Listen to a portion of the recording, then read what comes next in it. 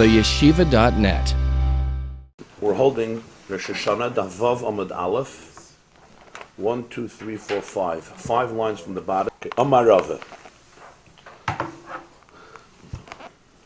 The discussion until here was on the sugya around the meaning around the pasuk in Parshas Kiseitze, Kisidor Neder La Hashem Elokecha Lo Yisa Acher L'Shalmai. When you make a pledge, a promise for Hashem, do not delay paying it up, fulfilling your vow, your pledge. Because Hashem will demand it from you, and it will cause for you a void of sin. This is the famous mitzvah of Bal Ta'acher, or in the words of the pasuk, Lo Yisa Acher, do not delay. And the Gemarah, throughout the sugya, throughout the last few pages, was analyzing this mitzvah from different angles, including what goes in to this mitzvah. In other words, what type of pledge, what type of neder. So the Gemarah now continues. Amar Rava, Rava said, Kivan she'avar alav regel echad over ba'aseh. The moment one Yom Tov passes, you already transgress a mitzvah's aseh by not bringing the carbon that you pledged you're going to bring. In other words, when it comes to Lo Yisa Acher, the pasuk doesn't give us a time limit. So the Chazal came along and said that the time limit is 3 Yom Tov, Pesach, Shavuos, and Sukkot. How did they come up with that? So we learned earlier, the Gemarah says, on Avdalit, because in Parshas Re'eh, when the Torah discusses the 3 Yom Tovim at length, the halachas of each Yom Tov, of Pesach, of Shavuos, of Sukkot, and it finishes off and says, Shalosh Pamim Bashana Yira Kol Schorchas Pnei Hashem Alakech B'Makom Asher Yivchar B'Chag HaMatzos U'B'Chag HaShavuos U'B'Chag HaSukkos. 3 times a year you should show up, and the Gemarah says that those 3 that B'Chag HaMatzos, B'Chag HaShavuos, B'Chag HaSukkos, those words are unnecessary, they're superfluous, because we have been discussing these 3 Yom Tovim throughout the parsha. All you could have said was, during these 3 times, and we know which 3 times, it's not Chanukah, Purim, and Tu B'Shvat. We're talking in Parshas Re'eh about Pesach, Shavuos, and Sukkot. You should come to Yerushalayim, to the place, to see Hashem's face, so to speak. Why does he say B'Chag HaMatzos, B'Chag HaShavuos, and B'Chag HaSukkos? It's superfluous to teach you a new halach. And it says afterwards, V'lo yirau es panai reikum, don't show up empty-handed. It's teaching you that which you have to bring because of pledges throughout the year. So you have Chag HaMatzos, Chag HaShavuos, Chag HaSukkos. Now we'll remember that there were different opinions, right? Reb Shimon demanded Pesach, Shavuos, and Sukkos has to be in order. Tanakama, and that's the halacha, doesn't have to be in order. 3, Pesach, Shavuos, Sukkos, or Shavuos, Sukkos, Pesach, the order doesn't matter. We have the Shitta of Reb Meir, even 1 Yom Tov you over on Bal Ta'acher. We have the Shitta of Reb Eliezer ben Yaakov, 2 Yom Tov you over on Bal Ta'acher. And you have the 5th Shitta of Reb Elazar, the son of Reb Shimon bar Yochai, who disagrees with his father and says it's all about Sukkos. Sukkos is the Bal Ta'acher.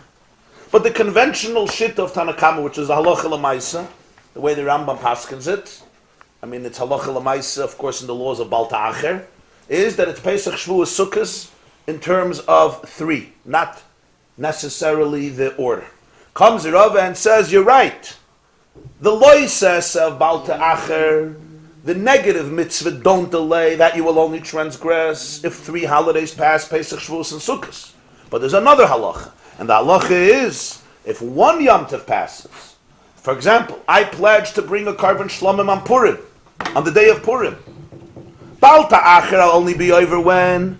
After Sukkot ends and I didn't bring it. I still have to bring it, but I'm going to be over on Bal Ta'acher. The carbon is still going to be kosher, even if I bring it after next Sukkot, as long as it's a kosher carbon, but I was over on Bal Ta'acher. It was already too late. It was a late carbon, with late fees. There's no fees, but so to speak, you're beyond the time of payment. Taxes after the right time. However, the Rabbi says the moment the first Yom Tov passes, so for example, I made this the pledge on Purim. The moment Pesach passes, over be'esei. I didn't transgress Bal Ta'acher, but I transgressed a mitzvah's essay. Which mitzvah's essay? So Rashi says, over be'esei al ha-carbon. On not bringing this carbon, the ksiv ubasa shama v'havesa.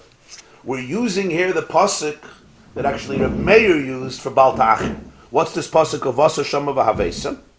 Again, it's in Parshas Re'eh. If you have the psukim on the side, they quote the psukim fully.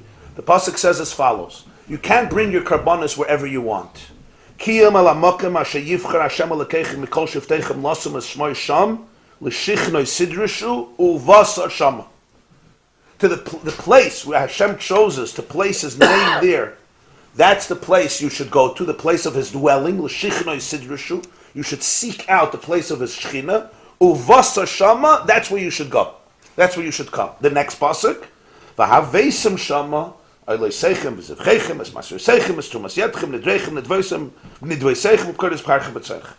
When you come there, bring there what? All your karbanos. Carbon oilers, carbon shlamim, maestros, trumas, nedarim, nedavas, b'chayres. Everything you should bring. How do you teach this literally?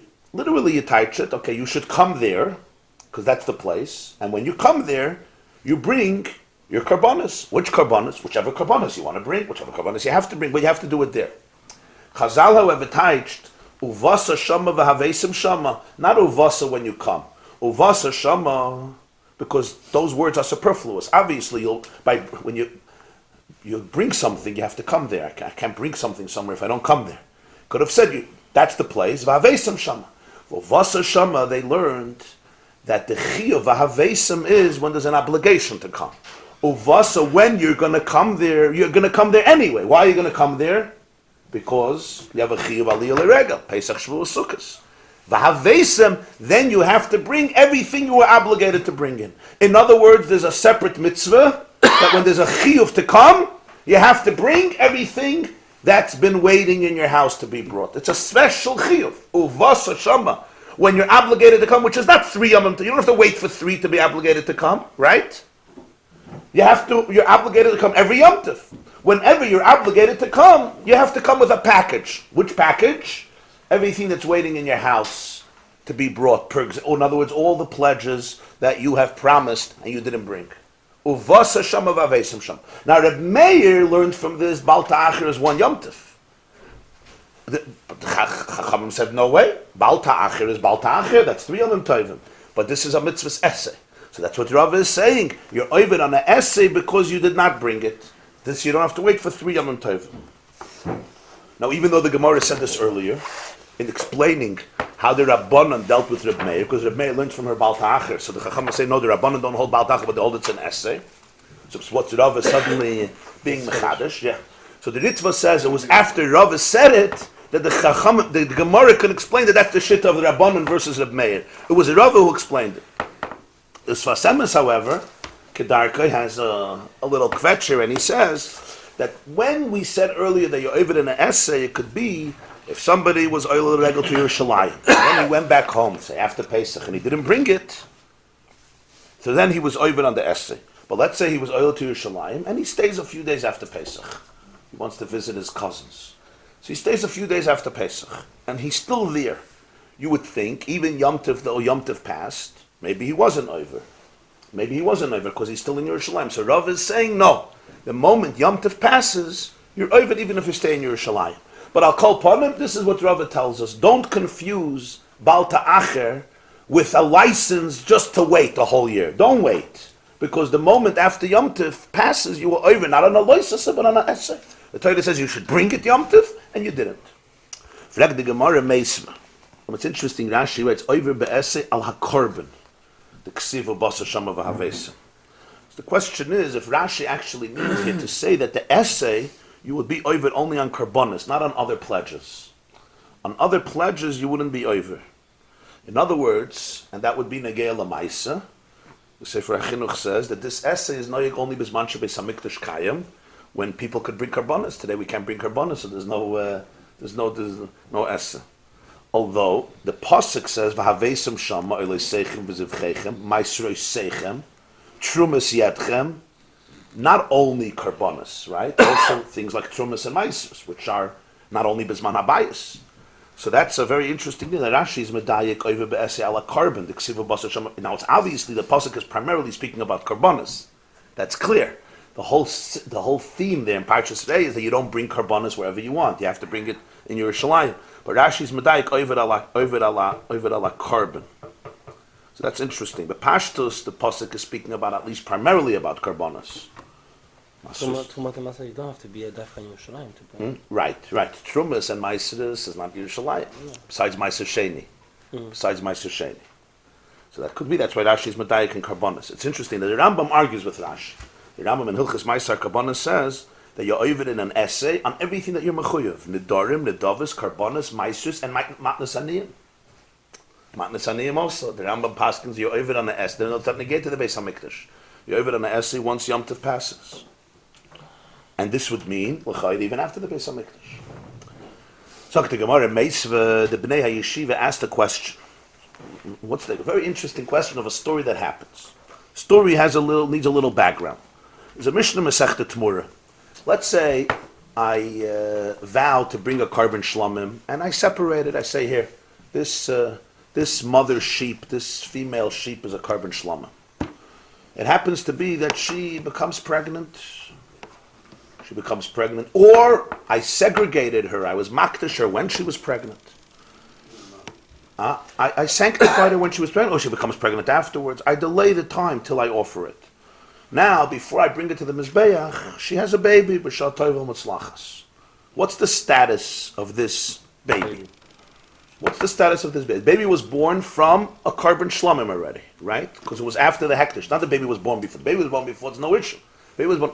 We learned before by a chatas, you remember? There's a halacha l'moshe misinai, a very, I would say, intriguing and perhaps difficult halacha l'moshe misinai about chamesh chatoyos hamesas.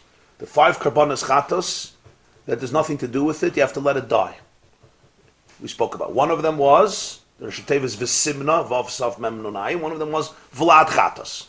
The baby of the chatos that's born, which of course could be avoided if you take your chatos and you makdash it right before you makriv it. So there's no, you don't give it time to become pregnant, etc. That would be avoided. But what about ashlamim? So he says the chachamim hold that the baby has the same status like the mother. The mother is a carbon shlamim. You bring the baby as a shlamim. That's the shit of chachamim. Rabbi Eliezer holds that it's similar to a chatos. That this child you can't bring as a carbon shlamim. It's similar to a chatos. Why? Why did he hold? He felt that people have to be motivated to bring their karbonos right away. You're going to be makdash a mother, and you're going to say, you know what, I don't have time now. So you're going to leave it in the house. It's going to have one baby, another baby, and suddenly there's going to be a whole herd, all karbonos. They're all karbonos shlamim. And then basically a person is certainly going to start using it, maybe do work with it, maybe share it for its wool, which are all things that are absolutely prohibited with something that is hektish. So that's what Rashi explains in Tmura, the shit of Rebbe Lezer. In order to avoid all this, he said, you know what, such a baby, you can't even let live. So people will right away bring the carbon and all these problems won't exist. The Rambam holds that the reason of Rebbe Lezer was mitzad bal ta'acher actually. If people delay it, they're going to be over on bal ta'acher, that's the reason.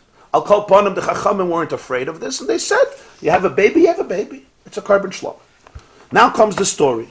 The Mishnah says, continues in Tmura, Daf Yud Ches. Hey, Rabbi Yeshua v'Reb Papias, al vlat shlamim sheyikrav shlamim. Came Rabbi Yeshua and Reb Papias, and they both testified that the halacha that was accepted was like the Chachamim. If a carbon shlamim has a child, you're makriv it in the Beis HaMikdash as a shlamim. Not like Rabbi Eliezer, who holds that the child has to be left to die. Amar Reb Papias. Reb Papias said, what do you mean he's testifying? What is he testifying? This is what he holds, it's not testimony. He says, no, it's an aidus. Amar Reb Papias, ani meid. I'm an aid, I'm a witness. Shahoisalanu parashas of chishlamim. We had a cow which was sanctified as an offering of shlamim. And it's important that it was an offering of shlamim. For example, you could also be at makdash as an oila, but then you can't eat it. Then it has different halachas. Every carbon has its genre, its laws. It was a para that was sanctified as a shlamim. V'achalua b'Pesach. And what did we do? We ate this cow during Yom Tov Pesach. This was our meal. Now, this is not the carbon Pesach. The carbon Pesach is brought on Erev Pesach, which is not a cow. Can't be a cow. It's either a sheep or a goat. But this is not the carbon Pesach. It was a carbon shlamim that we ate during the holiday of Pesach. And you know what? This mother, this cow, had a calf. She had a baby before she was slaughtered. And we ate this as a carbon shlamim on Yom Tov on Chag. which usually in Chazal, the term Chag applies to Sukkos. This is a Mishnah in Torah on Eidos. So first of all, we learn from here that the child could be offered, and the child could be eaten as a carbon. Wonderful, we ate it on Sukkos in Yerushalayim, of course. You can't eat it outside of Yerushalayim. But the main thing we learn from here is, when was this baby born? When was this baby born? Its mother was slaughtered Pesach. The baby had to be born before Pesach or before Pesach. No, and when did they offer it? Sukkos. They didn't offer it on Pesach and ate it on Sukkos. It would have been a hard time, unless they had a freezer that we don't know about. Right? Besides, it's a carbon. A carbon you can't eat after 2 days. It's called noise, you have to burn it. Even if they had a good freezer, which they didn't. So it's impossible. So when were they makriv it on Sukkos? I can understand that on Pesach they didn't sacrifice, they didn't offer the child. Aimer, you could say, pashat practically, mechusas manhava. It was still not ripe. The time, it was missing time. The pasuk, of course, says in Vayikra Chav Beis, we all know the pasuk, Shoy Kesev Vayez Ki Yivaled V'Haya Shivas Yamim Tachas Imoy U'Mayayim Hashmini V'Hali Yeratza L'Kar.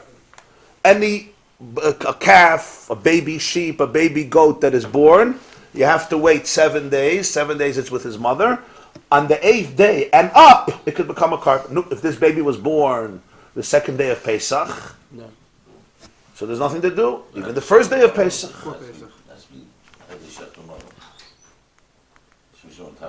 Oh, so Tachas Imoy, that's a good question. It says 7 days it has to be under the mother. Tachas Imoy doesn't mean that the mother also has to be with the baby.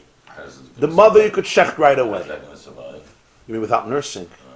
It could nurse from other mothers. It does. I mean, you ever see in a farm, a sheep doesn't have a mother, go to another mother. Yeah, That the halach is not like Rebbe Lezer. Rebbe Lezer says you can't do anything with the baby, the carbon shlomim baby. If you were... The fact that they did it Sukkos, that has a shaykhs to the halacha? No. The fact that it says Sukkos, he's just saying random. But we You are... could have done it a week later too. Yeah, we're zooming into that detail. We're zooming in the detail to refute Rava. We can do it anytime. Rava said you were over on an essay. We're not choshid of papias or tana. Huh? You mean? No, over on an essay. If one Yom Tov passes, Bal Tacha they weren't over because Sukkot didn't pass yet. It was good. Bal Tacha they're good. That's why it had to be Sukkos. It's not Bal Tacha. But Rava said the moment a Yom Tov passes, you're over on an essay. How can they let this baby Over Shavuot. over Shavuos? Mele Pesach, they couldn't be at Makriv. Right. If you can't be at Makriv, you're not over on an essay. Torah is not saying be Makriv when you're not allowed to be Makriv something, right? That's foolish. So Pesach is not a problem. How did they allow the child, the baby, to pass through Shavuos? And they were over on a mitzvah essay, according to Rava, who says that if you're delayed, you're neder or you're nedava, even one Yom Tiv, you are mevatel a mitzvahs essay v'havesim shama. Is the charaya that Rava is wrong? You're not over. You could leave it after Shavuos. You could leave it to Sukkos. Amar Rabbi Zvid mishmei de Rava. So Rabbi Zvid answers in the name of Rava, who has to defend himself. It's a good question. And the only thing I can come up with is shahaya chayla batzeres. The baby became sick on Shavuos or before Shavuos, and therefore it was disqualified to bring as a carbon. The question is why? So he was sick. So Tosfos says, the first Tosfos Vavam at Beis, the pasuk hakrava, you're not allowed to bring an ill animal, even if it's not blemished in the sense that it's a balmum, it's possible. It's going to recover. But you're not allowed to bring an ill animal as a carbon, because it's not b'chayris, zaken, chayla, umezuham.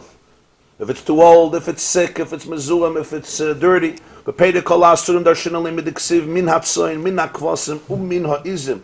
It's learned out from Vayikra. It says, "V'min hatzoin karboni min hakvasim and min ha'izim." From the sheep, from the goats. The Chazal say it's obvious that Moshe Rabbeinu is indicating not all sheep and not all goat, only from. So some are being excluded. Which are being excluded? The Torah clearly excludes those that have blemishes, missing an arm, missing a limb. It's excluding something new that we wouldn't know, and that includes one of them is ill. And Tosfos says, "V'oid ksiv." There's actually a clear pasuk in Malachi Perek Aleph. Ki sagishu piseach, not Pesach. Ki sagishu piseach v'choyle ein ra. if you offer to Hashem an animal that is piseach, meaning it limps or it's sick, Ein Ra, is this not a negative thing to do? So therefore, if this baby was sick on Shavuos, Rava says, the B'zvit said the name of Rava, they couldn't. So of course you're not mevatel a mitzvah sesa, you can't bring it. Oh, so Rashi says, Hoya Choyle Havlad. Havlad. Tosfos says the same thing. Pasal Akrava. I saw Rabbeinu Chananel, on the bottom of Amud Aleph, Rabbeinu Chananel says, the second line from the bottom, Rabbeinu Chananel, Upardik Reb Zvid, going Shahoyu Habaylim Choylin Batzeres. The owner was sick on Shavuos, V'loy Alu. So they couldn't make Aliyah L'regel, V'loy Chagagu, and they couldn't bring a carbon shlamim. And he says, Upardik Reb Ashi Piruk Ach. And then we'll see in a moment, Reb Ashi will give a second answer, Pasha to, it's obvious. So the point is, Rabbeinu Chananel learns that the owner was sick on Shavuos, not the baby was sick. If the owner is sick, he's not mechuyev aliyah l'regel. There's no uvasa. No, there's no uvasa. No, listen. Uvasa means when you have to come, v'avesem. But if you don't have to come, there's no chiyav avesem. So in such a case, you would say that if somebody couldn't come on Sukkot, he would have another. You're saying it's at balta acher, you're tining, it wouldn't be an issue. That's what you're saying. At balta acher, it's not an issue. But mitzad uvasa v'avesem, there's no chiyav avasa. There's no chiyuv of vasa on him, so there's no chiyuv of avesim because he's sick. That's what Rabbeinu Chananel teaches. It could be Rashi and Tosfos hold, send him through a shliach.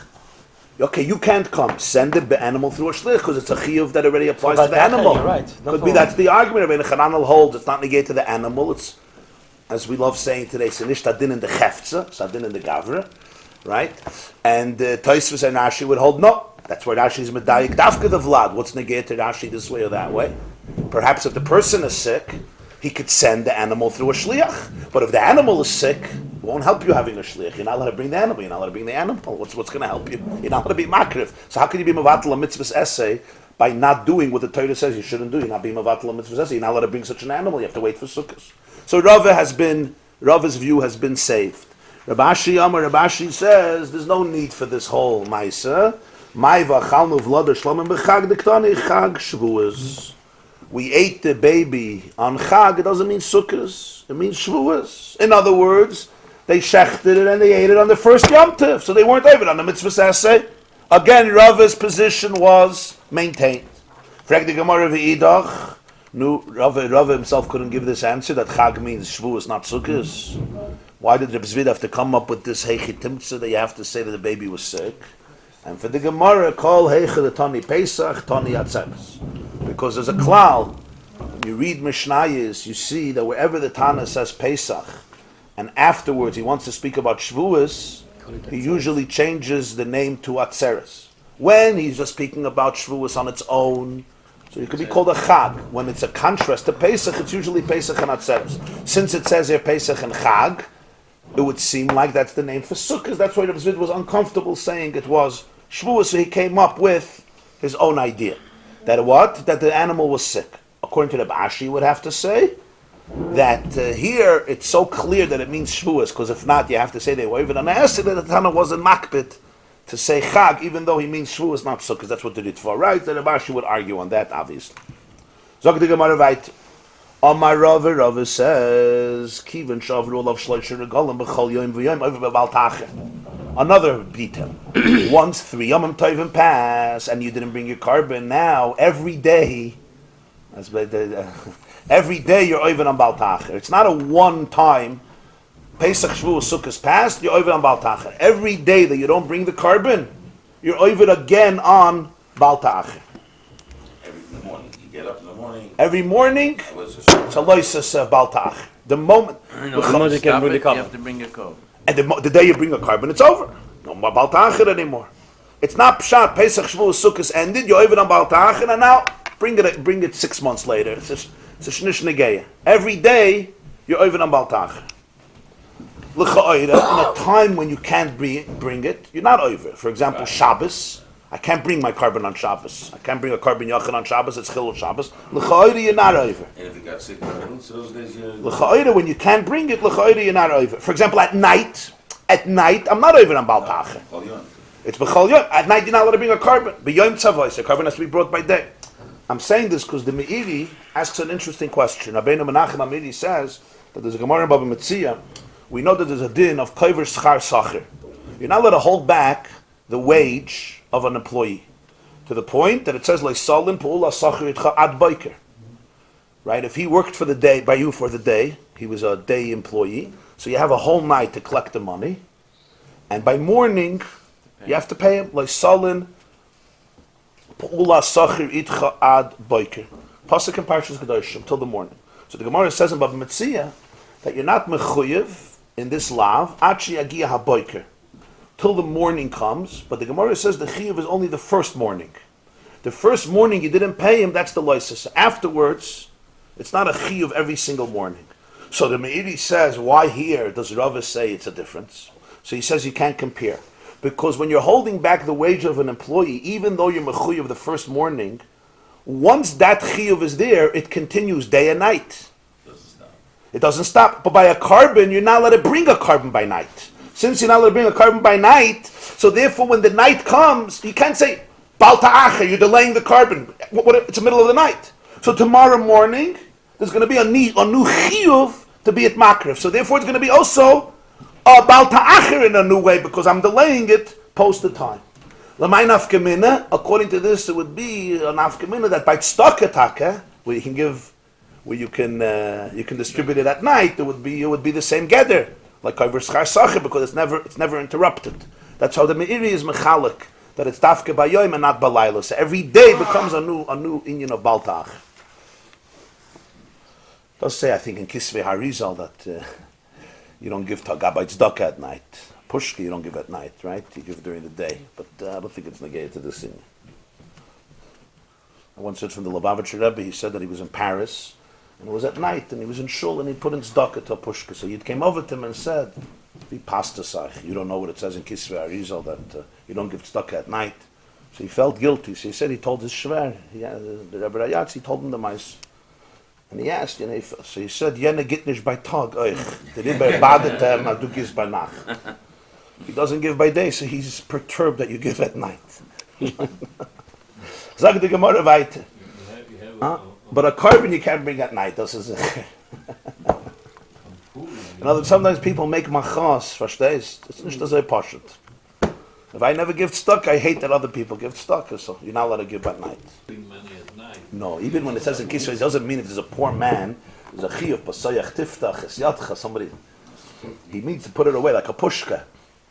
It's not going to a hungry man right now.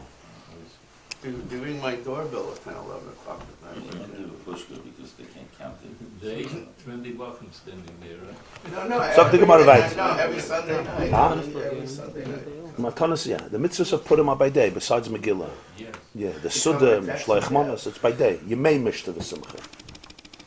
Meisva. Have to put up the thing, though. Anyway, if somebody's not gonna go, you have to give him. Huh? Anyway, Yeah, you have to give him even a night. Right. The poor guy comes to. Yeah, I'm yeah, talking yeah. about, I'm not talking about Purim, I'm talking about... Right. By night, it's just Yeah. tzedakah. Yeah. Meisva, they asked a new question on Rav. We have a Braisa. The Braisa says, here we're introducing a whole new concept into this whole sugi. The Braisa. As far as we're concerned at this point, Bal ta'acher you transgress only after a certain amount of time, namely 3 Yamim Tovim, Pesach, Shavuos, Sukkot. Again, there's the other opinions, the other 4 opinions, but that's the primary halachic opinion. Comes a new Braisa and says there's another din here, just to make it a little more complicated.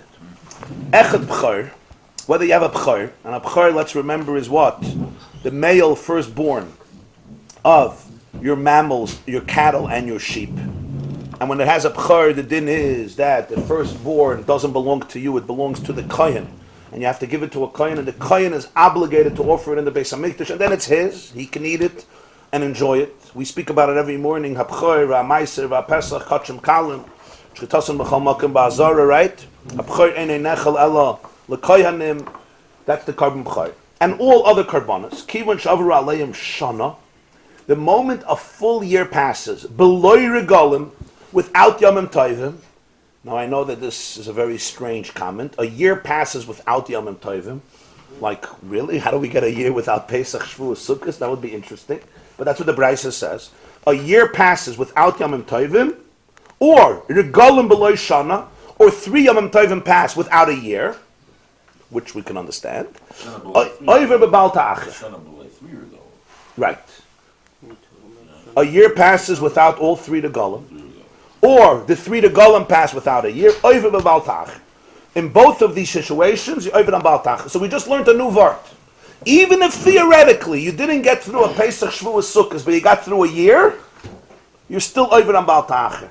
In other words, there's 2 different measurements of time for Bal Ta'acher. One is Chag HaMatzos, Chag HaShavuos, Chag HaSukkos. One is a year. A year passes, you're over now on Bal Ta'acher. 12 months or 13? Now the question is, where did this year come up? Where did this year come up from? The answer is, that's why the Bride says, Echad B'chor. Why does the B'chor get a yichus here? It says, Kol HaKodshim. What's Echad B'chor? The answer is because it's learned, it's derived from the B'chor. That's why the Bride says very big. It's derived from the B'chor. Meaning, by a B'chor it says, Dvarim Tesvav, L'fnei Hashem Elokecha Toichlenu Shana B'Shana. By a carbon B'chor. You have to eat it before God, Shana B'Shana, year by year. What's year by year? Year after year, Shana B'Shana. From here we learn that when I have a B'chor, the limit to give it to the Kohen and to him to shecht it and eat it has to be within the year of birth. Shana B'Shana. Emes, if he doesn't, or I don't, and he brings it a year later, it's still fine. It's not possible. As the Gemarah said earlier, that we compare it to Meiser and Truma, that even though you're supposed to bring it in the year, you still have, right, a second year, a third year, Biur is actually in the 4th year, and it's kosher Truma and Meiser, even though you're supposed to bring it that year. But nonetheless, there's a limit, Shana B'Shana. So the Torah gives a time limit when to be at Makrif. So comes this Bryce and is Mechadish, that from here you learn that B'chor and all Karbonas, if the year passes, you're over on a Bal Ta'acher. You're mamish over on a Bal Ta'acher.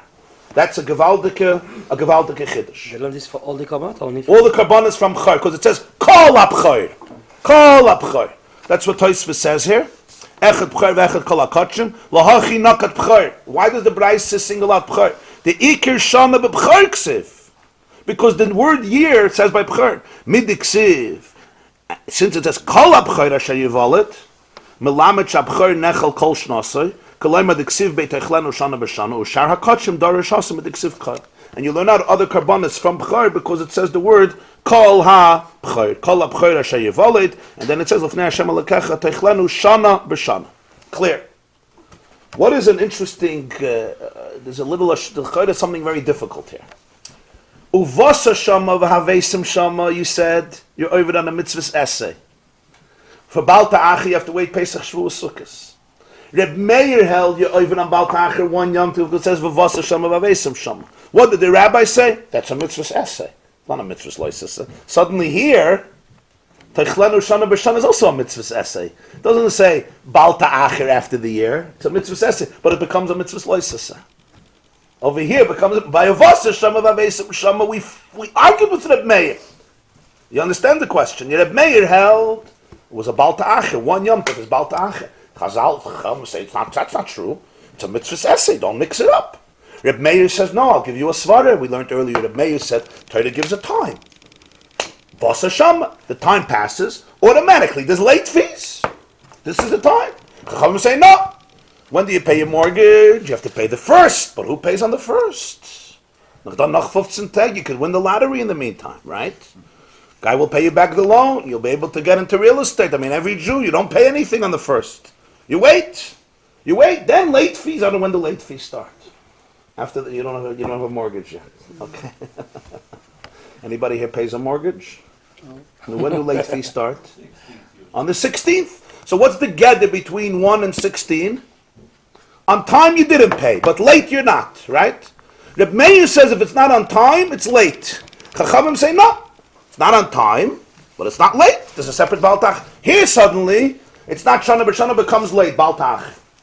So you have to say Azar. The emes is the Ran says, a very geschmack. The emes is the Torah says time, that's the time, afterwards it's late. He says, but when it comes to 1 Yom Tov, they have another pasuk contradicting it. Chag HaMatzos, Chag HaShavuos, Chag HaSukkos, which is superfluous. So they use that to define Bal Ta'acher. Over here, Toichlenu Shana b'Shana means that's the time. After that is Bal Ta'acher. So when you say Bal Ta'acher, what's the time of Bal Ta'acher? Shana b'Shana. So why don't you say Bal Ta'acher is the time of Vasa Shama Vavesam Shama? Because they have also Chag HaMatzos, Chag HaShavuos, Chag HaSukkos to define Bal Ta'acher. So therefore they tie in a Bal Ta'acher is one of two. Either it's Pesach, Shavuos, Sukkos, or it's a year. What's the problem here? Vahai Maiti Yufte. So the Gemara says, where's their question on Rava? You said Meisva. They're asking a question on Rava. You quoted a Braisa. Where's their question? Amar Reb Kahana, Manda Kamoisav, Shaper Kamoisav. The one who asked this question on Rava is asking a good question. Michde, let's see. Tana Alava Kamahader. This Tana is looking to bring out how many sins there are for people who delay to bring their karbonos. If Rava is right, listen to the Braisa should have added. B'chol yom v'yom, over b'bal ta'acher. This Braisa is not limiting the issue. He's trying to increase it and show every angle where you're going to be over. So he says, if 3 Yom Tovim pass, you're over. If a year passes without 3 Yom Tovim, you're over. He should have said one more. You're over on every day. V'idach, what is Rava going to say? Tana lemikveh b'lav kamahader. This Tana is looking to establish the times when the lav begins. B'lav yasei loy kamahader. He's not looking to give you the number of lavim. He's trying to establish the amounts of lavim when they begin.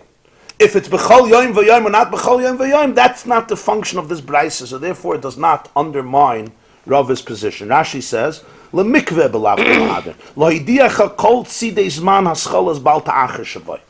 He wants to, it's an interesting expression, he wants to notify you all tzidei zman, all the angles of times when bal ta'acher begins. When? After Pesach, Shavuos, Sukkos. Option 2, after a year. In each one, if it's going to be every day, but every day is a repetition of the same lav. It's just a repetition. That's not the function of the Braisa. So don't start contradicting Rava from this Braisa. It's not a contradiction. The Braisa doesn't talk about everything. So, but now we have to push to understand the Braisa. What's a year without Yom Tov? Gufa, we just learned, if a year passed without Yom Tov, regalim below Shana over Bal Ta'acher. Frag the Gemarah. Bishleim regalim below Shana mishkachasla. I understand 3 Yom Tovim passed without a year. How? My B'chor was born before Pesach. Pesach passes, Shavuos passes, Sukkos passes. 3 Yom Tovim pass. Even according to Reb Shimon, you have to go in the order. I did 3 Yom Tovim. I was over a day after Sukkos, a day of Simchas Torah. I'm over on Bal Ta'acher. Fine. How in the world does a year pass without 3 Yom Tovim? I don't understand. Whenever the time is. When was it born? It was born in Chodesh Tammuz. The next year Tammuz, what do you have? You have Sukkos, you have Pesach, you have Shavuos. It was born in Cheshvan. The next year Cheshvan, you have Pesach, Shavuos, Sukkos. It was born in Iyar. The next year you have Shavuos, Sukkos, Pesach. Hanicha is like a Sidron. Meile, according to the Shimon who holds that Bal Ta'acher only transgress if what? If the 3 Yom Tovim pass in their order, Pesach, Shavuos, Sukkos, which as the Gemarah explained, that's the meaning of the Mishnah in Rosh Hashanah, which is how we got into this whole issue. Rosh Hashanah, that Pesach is Rosh Hashanah li-regalim, that Pesach is the first anniversary for Yom Tovim. Who cares? Who cares? The answer is Reb Shimon cares, because he says, you can't start Bal Ta'acher with Shavuos, you have to start with Pesach. Mashkachaslo? Then it makes sense. A year without Yom Tovim. How? Let's say my B'chor was born a day after Pesach. Or on Lag Ba'omer? No. A full year comes back. The next Lag Ba'omer, do I have Bal Ta'acher? No. Add a Shavuos, add a Sukkos, add a Pesach. I still have to wait for another Shavuos and another Sukkos. So that's a big chiddush of the Braisa. Even though mitzad Bal Ta'acher I'm not over, I'm still over mitzad Shana b'Shana. That would be a gewaldige chiddush. Now, obviously Reb Shimon wouldn't agree with this chiddush, because Reb Shimon himself said you're over on Bal Ta'acher only after the 3 Yom Tovim in the order. The Chadaya Reb Shimon doesn't hold from this chiddush. Gesund to hate. Reb Shimon doesn't hold from this chiddush. But you would tell me that this Tana in the Braisa holds like Reb Shimon in terms of Pesach, Shavuos, Sukkos, and he also holds that a year makes you be over on Bal Ta'acher. So that's why he has to say his word, because mitzad Pesach, Shavuos, Sukkos, you wouldn't be over. Mitzad the year, you're over. Right? So we're good. You have to say that the Tana thinks like Rabbi Shimon. You have to say that this Tana holds in one area like Reb Shimon. Not he holds completely like him. Yeah. In one area, that Balta Acher is only in the order. In order. Yeah. That would work. Elalaman, the less like a Sidron. But the Tana who argues like Reb Shimon, who argues with Reb Shimon, and holds you don't need the orders and you don't need the holidays in order, and any 3 Yomim Tovim impose on you the Isser of Balta Acher. Heichi mashkachas lo. How can this ever happen? That you have a full year passing without 3 Yomim Tovim. Let's see Rashi the question. Rashi, leman the boy consider mishkachas lo the over Shana v'le over regalim considron. A year passed and the Yomim Tovim in their order didn't pass. That I have no problem in the order.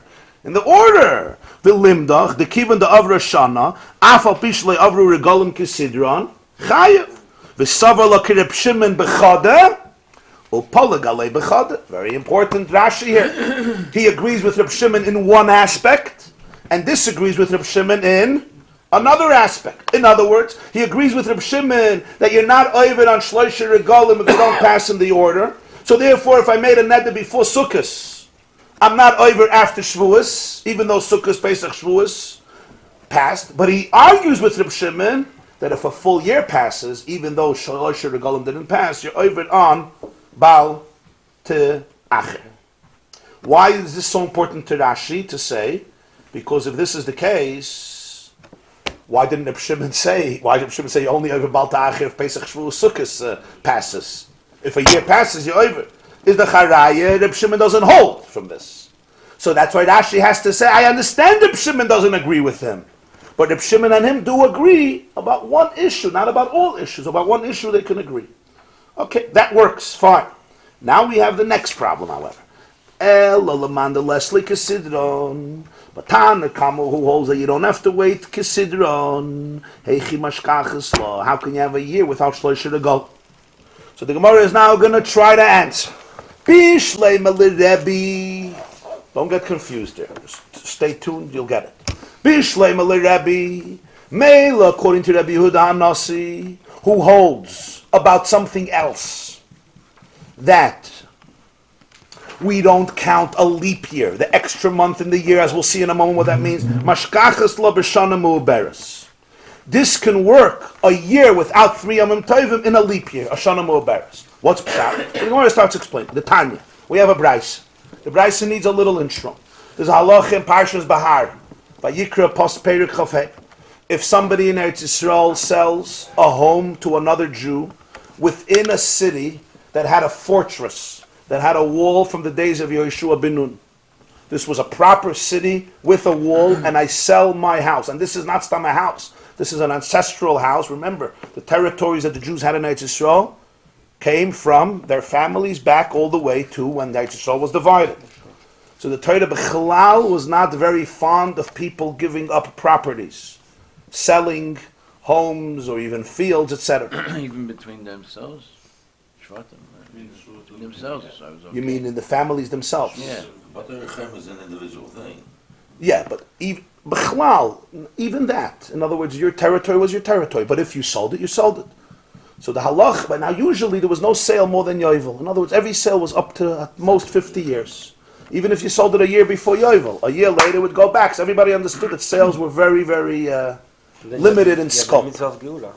There's the mitzvah of Gula. But there was an exception. It's a very interesting exception. If you sell a house within a walled city, you have a full year to liberate it. Meaning, a whole year I could come to you, the Torah says, give me back my house, I'll give you the money. No problem. However, I quote now from the Pasuk, V'im lo yigol ad meloi sloi shana smima, if you don't redeem your house until a complete year. Torah doesn't say shana, it says shana smima, a whole year, a full year passes. That's the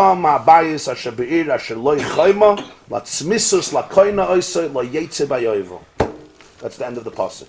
The house remains for eternity, forever, to the one who bought it, and even Yovel does not cancel it out. In other words, after a year, it's lost. It's lost. What's pshat shana smima? What's shana smima? Rabbi Yomer moine shloish meis v'shishim v'chamisha yom keminyan yemois hachama. It means not a lunar year, a solar year. You have to count 365 days, which are the days of the sun, and that's when it's over. Chachamim Maimrim, no. Meine Shnei Chodesh Miyoim Liyoim. You count 12 months from day to day. Vim Nisabra Shana Nisabra. That means if this was a leap year, so you have an extra 30 days, good luck. The moicher, the seller, has good mazel. In other words, the buyer lost out on the deal because I have a 13th month in which to get back my house. What does this mean? Generally, there's the solar orbit and the lunar orbit, meaning the orbit of the sun around the earth, or the earth around the sun, however you want to define it, it's not negay right now, finishes after 365 days. And that's when a year ends and a new year begins. The lunar orbit, meaning the moon going around the earth, finishes not after 365 days, it finishes after 29 and a half days. In the words of the Evan Ezra, Ein lechama chodesh ve'ein lelevana shana. The moon has no year and the sun has no months. All the years of the moon are artificial. We make years. We take 12 months and we say this is a year. So if you now take 12 months of the lunar orbit, you're going to end up with 354 days. So Shana Smima means, Rabbi says, a solar year. 365 days. I sell you my house. We count 365 days. 365 days passes, that's the year. Chachamim say no. Shana here means 12 months. So if I sold it to you, say, Tesvav Iyar, right? Tesvav Iyar. So I could liberate it till the next year, Tesvav Iyar. What would that be? If there's a leap year. In other words, a new order came in. So basically, I still have till Tesvav Iyar, which means I have not 12 months, but 13 months. So I have more time. This is the machloikus when it comes to Shana Tmima. Rabbi says Shana Tmima is a solar year, not a lunar year. And Rabbanan say Shana Tmima teaches that if there's a leap year, it's for the benefit of the seller, not for the buyer. That's how he teaches Tmima. How does this apply to us? Zag the Gemarah azah. If you hold like a Rebbe, it would work. Mashkachas lo the Rebbe. You could have a whole year without Yomim Tovim. How? The Akta Shabbos Chag Hamatzos. You made your animal holy after Pesach. Okay? Now, the Chimati Shili Adar Basra. They added an extra Adar. So now, the Chimata when it comes, Shili, the end, Adar Basra of the last Adar, Shana Malya. According to Rebbe, you have a full year, you have 365 days. But Regalim, Loi Malu. But you never got 3 Yomim Tovim because you made the neder after Pesach. So you had Sukkos, Shavuos, a year passed, but you didn't have Pesach. So the Tana is saying, you had a year without 3 Yomim Tovim, you're even about you don't hold like Reb Shimon, you hold, you don't need it in the order. I'm not saying you need it in the order, but you didn't even have 3. You gave me a Shavuos, you gave me a Sukkos, 365 days ended before Pesach. Before Pesach. If it ended before Pesach, there's no Baal Ta'acher. So the Chiddush is, a year is up and there's Baal Ta'acher. Now, when exactly did the person make this animal holy? When exactly? What do you think? So if you look at Rashi says, Bishleim le Rebbe, the Amma, Chodesh Yibur Einem Min Hashana. After the year. So let's see. Bishleim le Rebbe, Chodesh Yibur Einem Min Hashana, Chutz Miyud Aleph Yom Sheshnas Yechama Yisrael Al Alavana. Besides the 11 days, that the solar year surpasses the lunar year. You understand what he's saying? Rashi's saying as follows. Take the solar year. Again, when does the orbit finish? If you look at the orbit, 365 days plus, a little more. 365 days and 6 hours, yeah. It's over. It's over. Fine. Got it. Now what happens? That's called Shnas HaChama. If you look at Shnas HaLavana, there's no Shnas HaLavana. It's artificial. We do it simply, the Muslim calendar is a lunar calendar. So how do they have years? They take a month and they multiply by 12. They take a month and they multiply 12 times. They have a year. So if you take a month and you multiply 12 times, the orbit of a moon is 29 and a half days. That's why 6 months have to be 29 days and 6 months have to be 30 days. Because if not, you're going to have a churban. You have to be consistent with reality. 29 and a half days, around 29 and 12 hours plus. So it's actually almost exactly 29 and a half days. It works nicely. So you do 6 months, 29 days, so you're off. You do 6 months, 30 days, so you're extra, and it balances out. Huh? That's a complicated story. That has to do with the solar calendar, not the Muslim calendar. He's half September. We'll get to it later in the Masechta. It's a complicated issue, that. So now let's understand. So now you take a month of the moon, right, and you multiply 12 times. What are you going to end up with? 354 days. 354 is 11 days less than 365. That's the challenge of a Muslim calendar. I don't know if you follow the Muslims' holidays, but Ramadan is sometimes in the summer and sometimes in the winter. Why? Because seasons are based on the sun. But every year, your lunar calendar falls back 11 days every year. So 2 years, it's not a big deal 1 year. 2 years is 22 days, right? 3 years is 33 days. 10 years, it falls back a lot. So our Pesach, the Torah says our months follow the moon. So our Pesach would have been every year in a different time of the year. It wouldn't always be in spring, sometimes in spring, sometimes in winter. That's why we have a leap year. The leap year allows the lunar calendar to catch up. It actually makes it even get ahead, because a leap year is 30 days. And the lunar only has to catch up 11 days. That's why we don't do an Ibr year every year. We do an Ibr year once in 2 years or once in 3 years. And it straightens itself out. Every 19 years, the years are exactly symmetrical, the lunar and the solar. Usually it's a little off, azay and azay, because our calendar requires both. We need the lunar months, we also need the seasons for our Yamim Tovim. So we're always busy. The Jewish calendar is the most complicated because we're always busy making shalom bayis between the sun and the moon, which essentially are not supposed to have shalom bayis. The sun represents a stable character, and the moon represents an artist who's never stable, waxes and wanes. And if you're married to one of those, you understand the issue. The sun is always on time, the moon is never on time.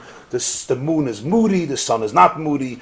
The moon sometimes is on the top of the world, suddenly the moon disappears in a depression. It's very complicated. Yeah, 19 years. So we're always busy making shalom between these two. That's the complication. So when Rabbi says a year is 365 days, and not Chodesh HaIbur is not going to be part of the year, you're adding an extra month, I don't care, it's not my year. So part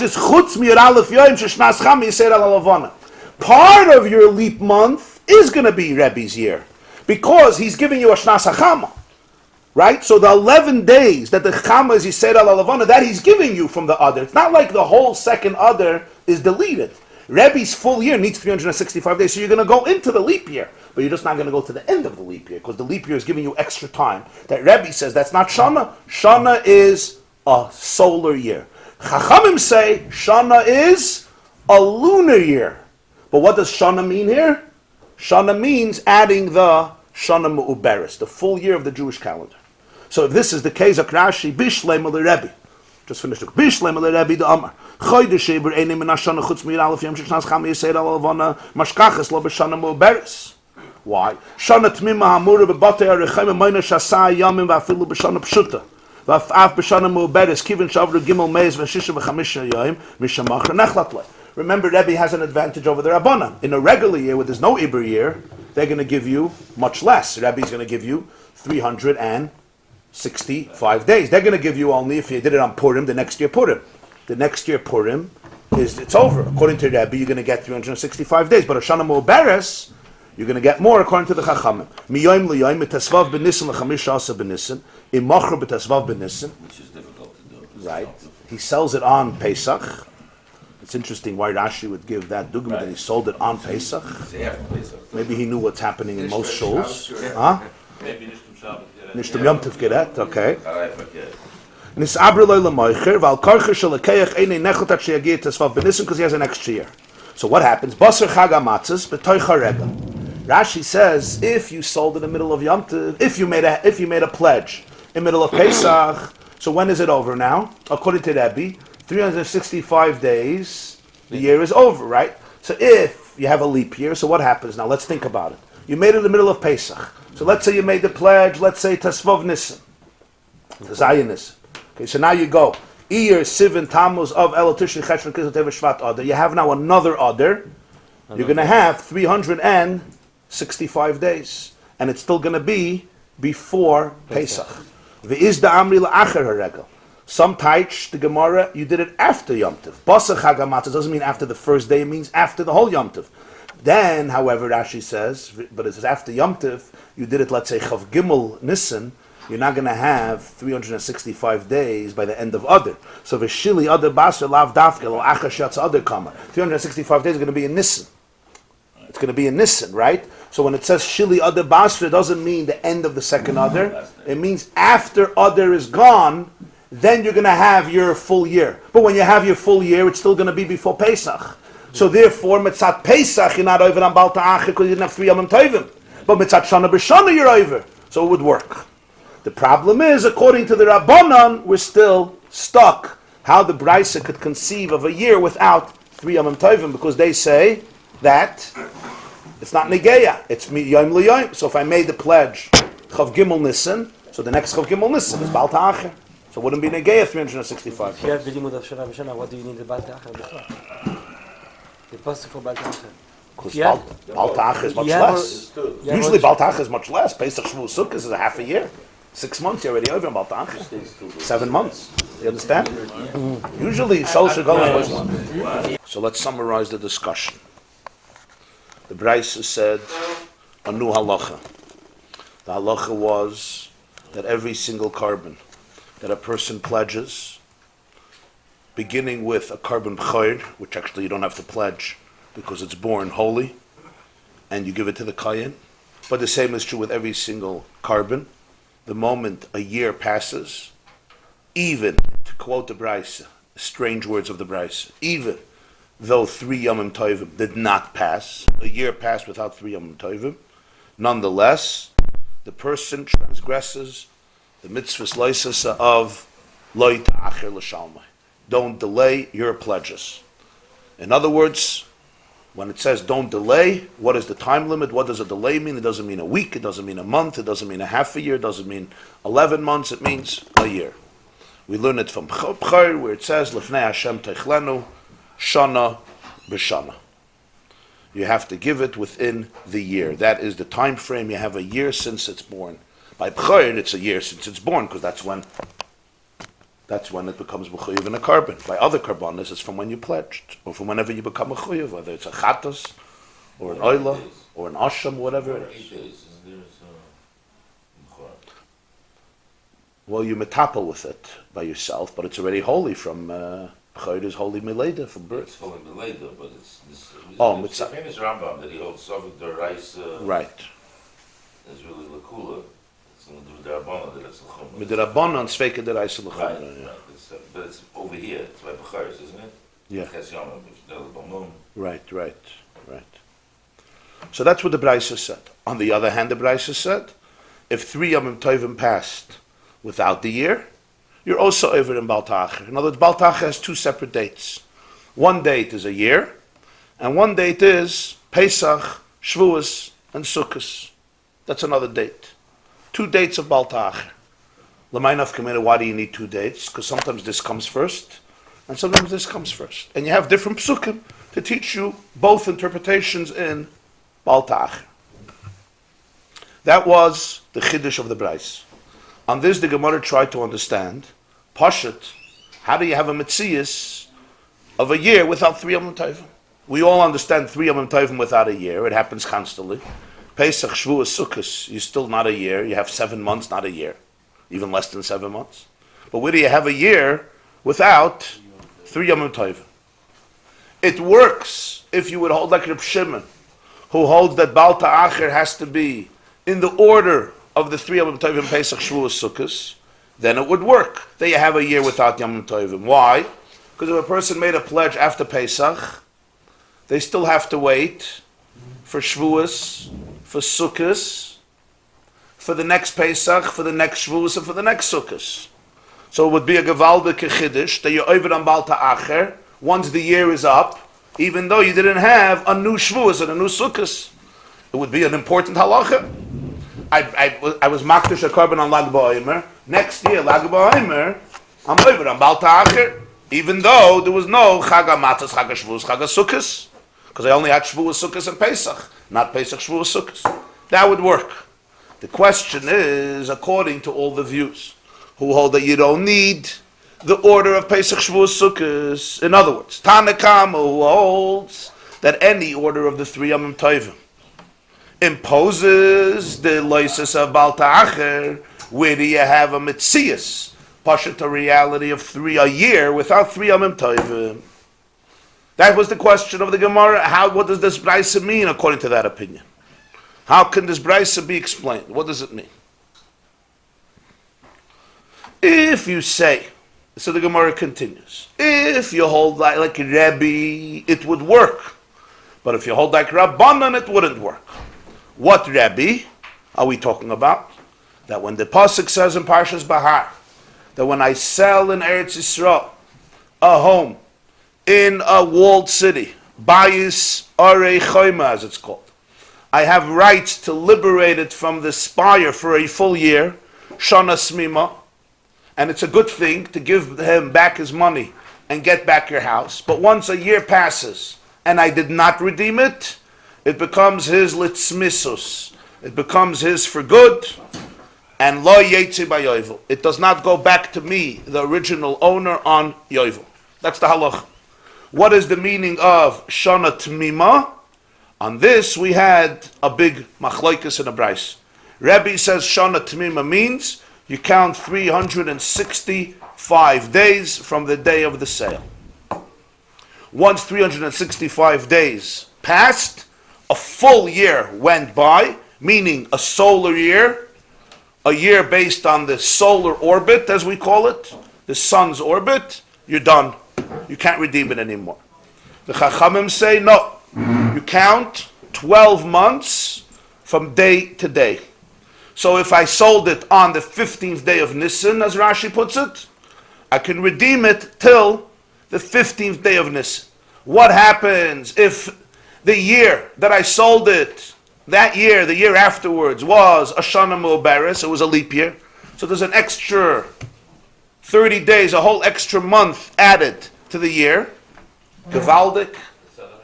I have an extra month, wonderful. I could still schlep around for the money. Yeah, I mean that's his chiddush. That's Shana Smima. That's, he says that's the Smima. Right, that's the Smima. It's a full year. In other words, because the lunar year is a lacking year because it's shorter. It's shorter. It's 354 days when you multiply the moon's orbit by 12. When you multiply the moon's orbit by 12, you're left with a much shorter year than a solar year. So that's Rebbe's shitta, so you have your 365 days. Chachamim say, no. You go month to month to month, you go back to the same day the next year. Like we do our Yomim Tovim, like we do our birthdays, like we do yahrzeits, yeah. You don't say, when is the yahrzeit? 365 days later. You go back to this very same day in the month. There was an Ibri year, there was a leap year, so what makes it a year? That's what makes it a year. That's what the Chachamim hold.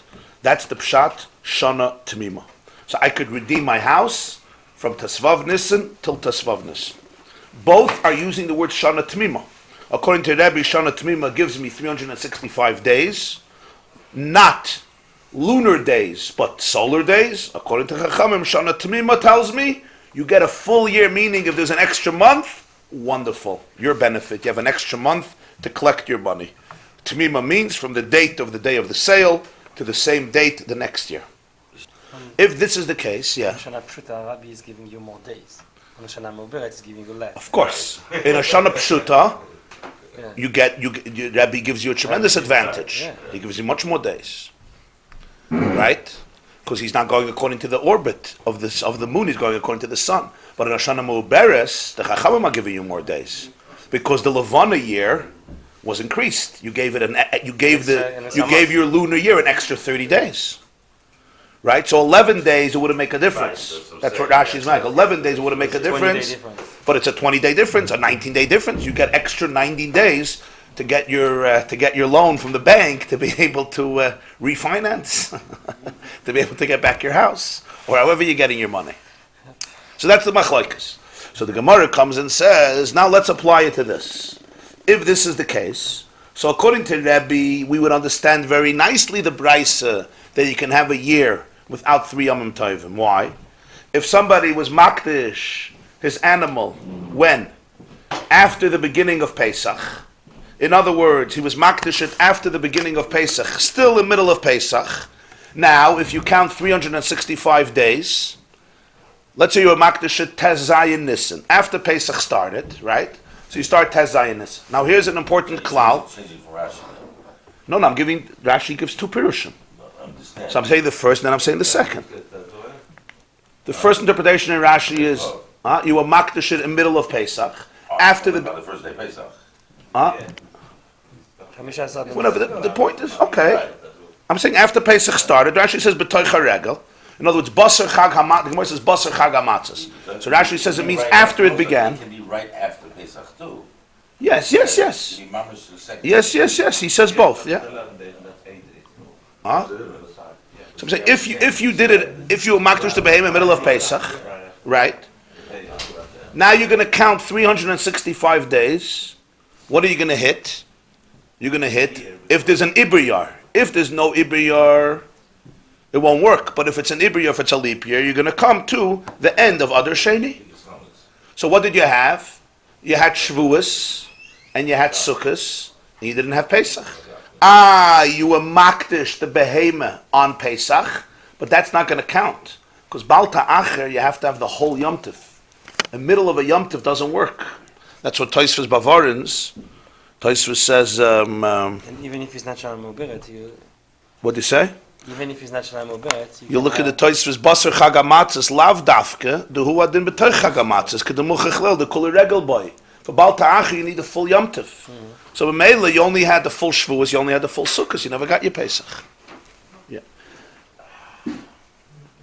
So let's practically, if somebody was makdish the animal on Tezayin Nisan, the 16th day of Nisan, what is after 365 days pass? What is he up to?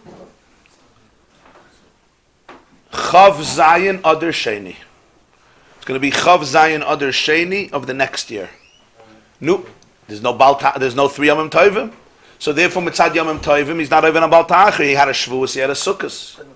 So that's why you have a Chiddush that a year passed, and a year passed, you're over on Balta Acher. Got it?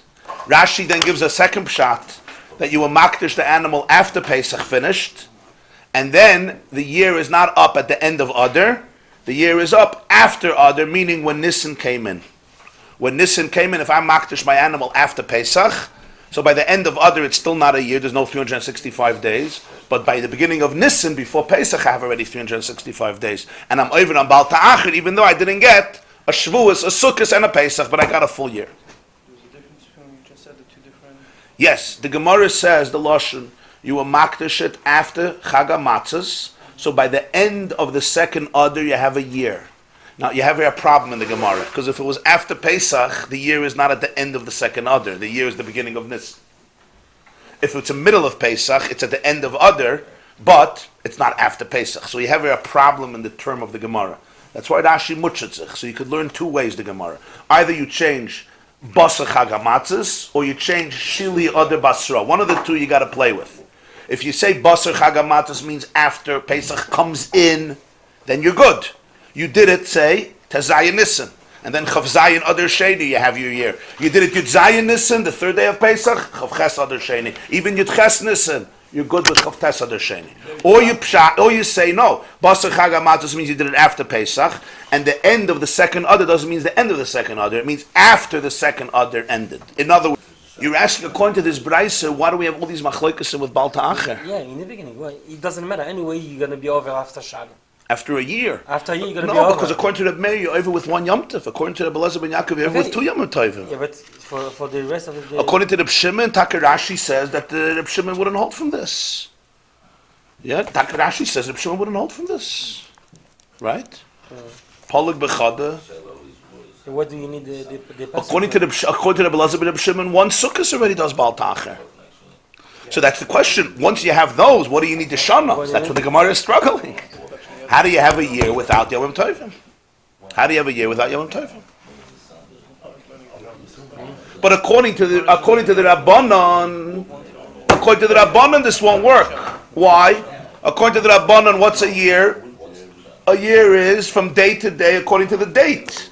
And they also hold you don't need 3 Yom Tovim in the order.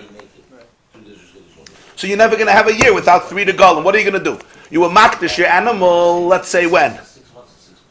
Chav Gimel Nissen, yeah?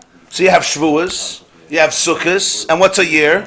A year is the next Chav Gimel Nissen. So you have Pesach also. So it's Baal Ta'acher. Let's say you will makdish your behemoth Tezayin Nissen. It still won't work. Why? Because the next Tezayin Nissen, you have your Baal Ta'acher. Why? No, you don't have. Yeah, Yeah, because you had part of Pesach. You have for Shana. You don't have. You have your Shana. You had part of Pesach. You had Shavuos. You had Sukkos, and then you had the first day of Pesach. You made up. The next is Zionis, and you have it on Baal Ta'acher. So according to the Rabbanan, there's no year without 3 Yomim Tovim. You just said before that you don't count for Yom Tov. You don't count Baal Ta'acher if you're middle of a Yom Tov, but you can add up the middle of the Yom Tov with the beginning of the Yom Tov the next year around. You understand? I can't hold a person accountable for Baal Ta'acher if it's the middle of a Yom Tov. It's not fair. That Yom Tov won't count. But a half of a Yom Tov and the other half of the Yom Tov could combine, could be mitzdaref. It's the middle of a Yom Tov. Let's say you were makdish the Behema on Tazayin Nissen, It is Yom Tov. which is the middle of Yom Tov. I think for the Belazar. According to anybody. That Pesach you're not over on Baal Ta'acher, right? Right. Yeah? But you have Shavuos, you have Sukkos. The next Tazayin Nissen, you'll be over on Baal Ta'acher. When you say that if you hold Why? one Yom Tov. No, even if you hold 3 Yomim Tovim, because your Pesach combines. No, I understand. Again, I understand that. I'll explain to you again. A Pesach, you need every Yom Tov to go by fully. You can't be over on Baal Ta'acher if the Yom Tov didn't go by fully. Right? So if I was Makdish at Tazayin Nissen, you're not going to say that after Shavuos and Sukkot I'm over on Baal Ta'acher. Why? Because Pesach already went by, because I didn't have a whole Pesach. But what happens the next Tazayin Nissen? I will be over on Baal Ta'acher. Why? Because I have a full Pesach from 2 Pesachs together. From 2 Pesachs together, I have a full Pesach. So according to the Rabbanan, it's not going to work. That's what Tosfos says. Take a look in Tosfos. Basar Chag HaMatzos, yeah? Lav dafke du adin betoy Chag HaMatzos. Kedemuchach le'el de kule regel boy. You need a whole Yom Tov. But what happens if you have a whole Yom Tov 2 years together? It works. How do you see this? You see it from this Gemarah. Because if not, the Gemarah wouldn't make sense. If not, the Gemarah wouldn't make sense. Because you could tell the Gemarah, I have a simple way it works. You will makdish the Behema Yud Zayin Nissen. The next Yud Zayin Nissen, there's no Baal Ta'acher, because you didn't have Pesach. You have to wait for it. You had part of Pesach, you had part of the first Pesach, and you have part of the second Pesach, but you didn't have a Pesach. So you had a year without Baal Ta'acher, so it works. Is the Charaya that the 2 Pesachs combine. So that's why you have Baal Ta'acher without a year. So according to the Rabbanan, there's no year without 3 Yomim Tovim. There's no such a thing. According to Rabbi, there is a year without 3 Yomim Tovim. According to the Rabbanan, there's no year without 3 Yomim Tovim. Why? Because a year is not 365 days. A year is the same date of the month the next year around. So automatically you have 3 Yomim Tovim. Because when you go to the next year, that date, you'll have 3 Yomim Tovim, whenever it was. If it was Tazayin Nissen, the next Tazayin Nissen, you have 3 Yomim Tovim. If it was Chav Gimel Nissen, the next Chav Gimel Nissen, you had 3 Yomim Tovim. That's it, done. According to this, we're left with a big problem. In the words of the Gemarah, L'Rabbanon heichi mashkachas. According to the Rabbanon, how do you have a situation of a year without 3 Yomim Tovim? Clark. Before we go to the answer, I just want you to look in Tosfos. Shana beloy regalim. Okay, we can already go before. But you see the 3rd Tosfos on the Avav Amid Beis. You see the 3rd Tosfos? Bishleimer regalim beloy shana mashkachas. I understand how you have Yomim Tovim without a year. How do you have Yomim Tovim without a year? Kegoy, the Akdisha, Erev Pesach. If a person was Makdish's animal Erev Pesach, so when Sukkot passes, 3 Yomim Tovim passed and the year didn't pass. V'kacha Pirish, I'll just add according to the Hagoy Sabach. V'kacha Pirish b'hodeka Omar. This is the meaning of what the Gemarah says. Shana beloy regalim hechi mashkachas la hanicha leman damar debay kisidron mashkachas la. Going the akdashe basa chagamatzis.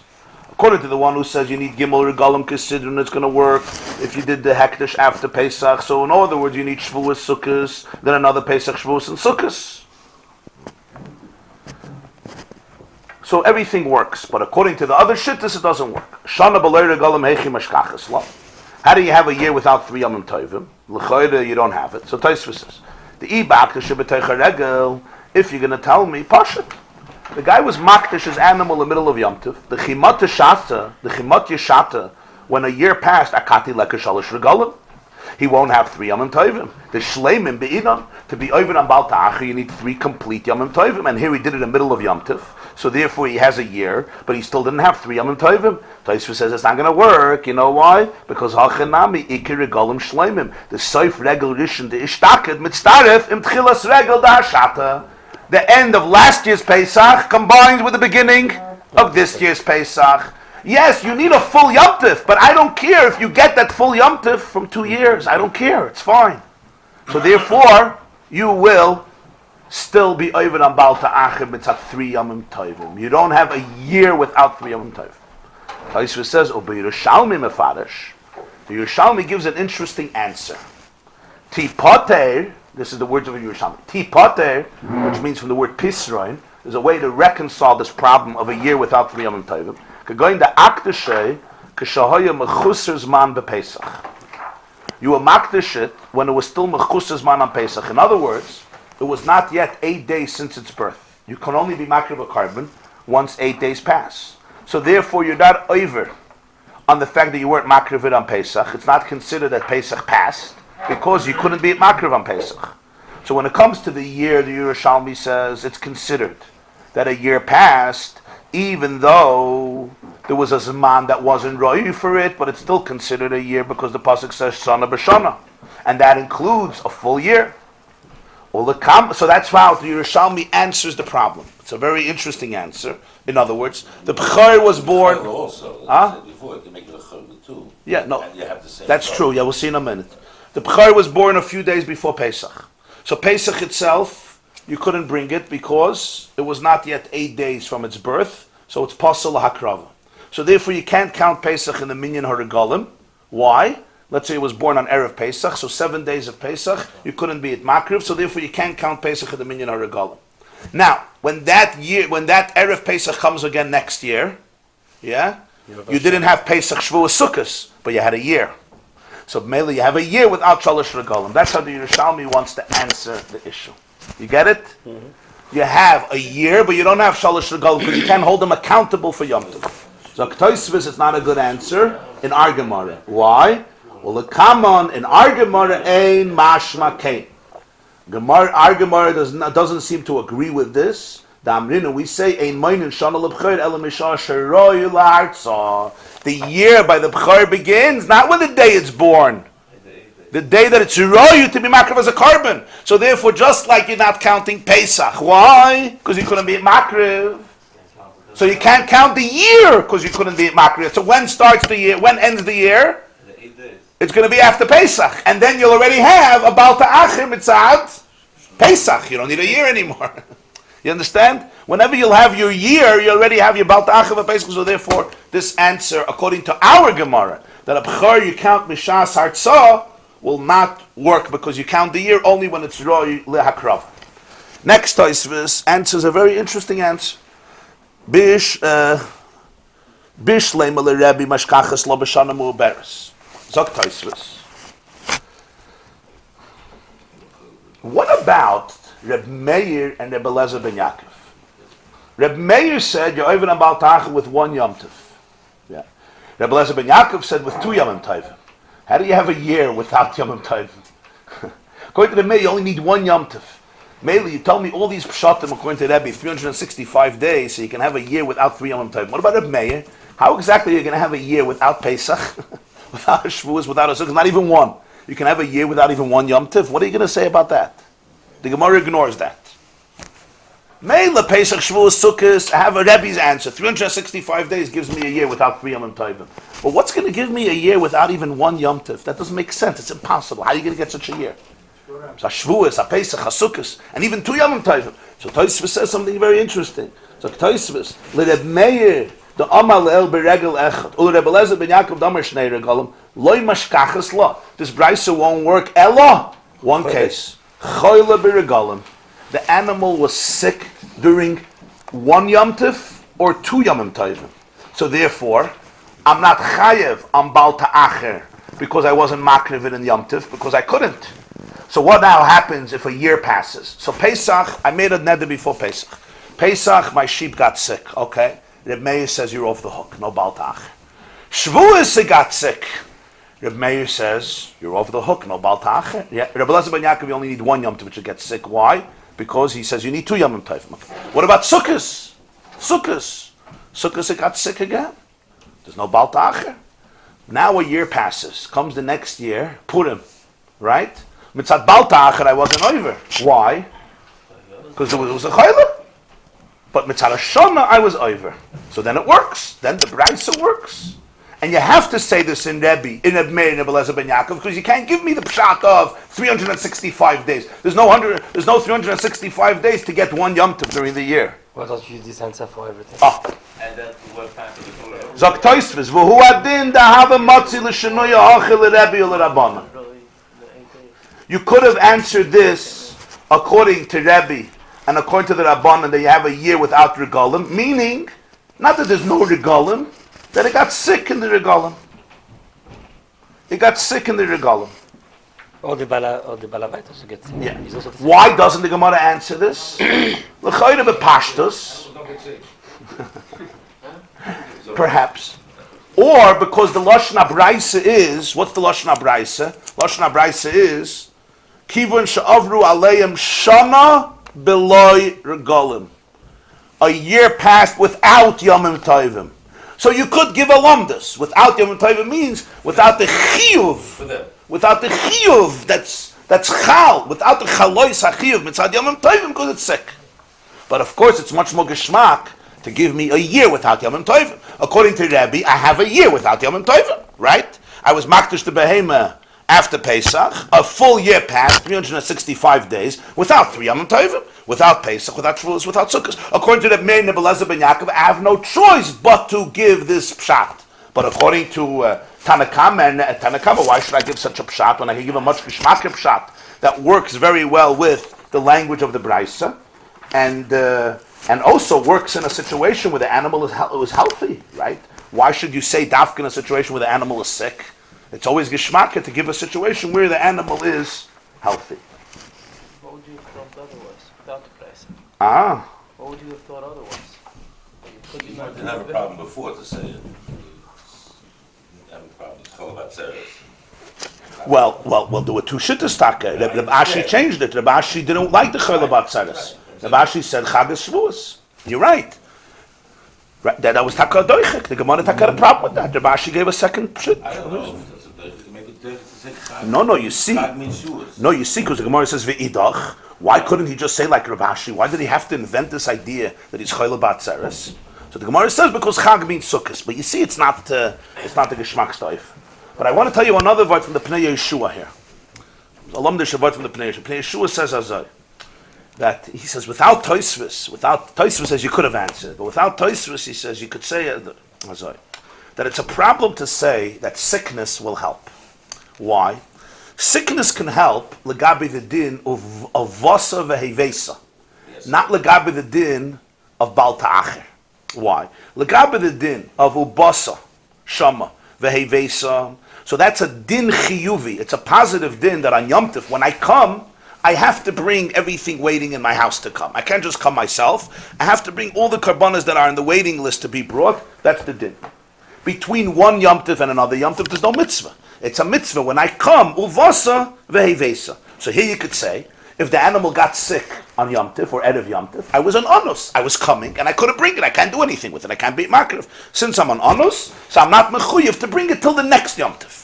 But mitzad, the word of Bal Ta'acher, he says Bal Ta'acher is not a din on the Yom Tov. Bal Ta'acher is a din that you're not allowed to delay your pledges too long. How long? So the Torah gives you a limit. The limit is you have a whole year.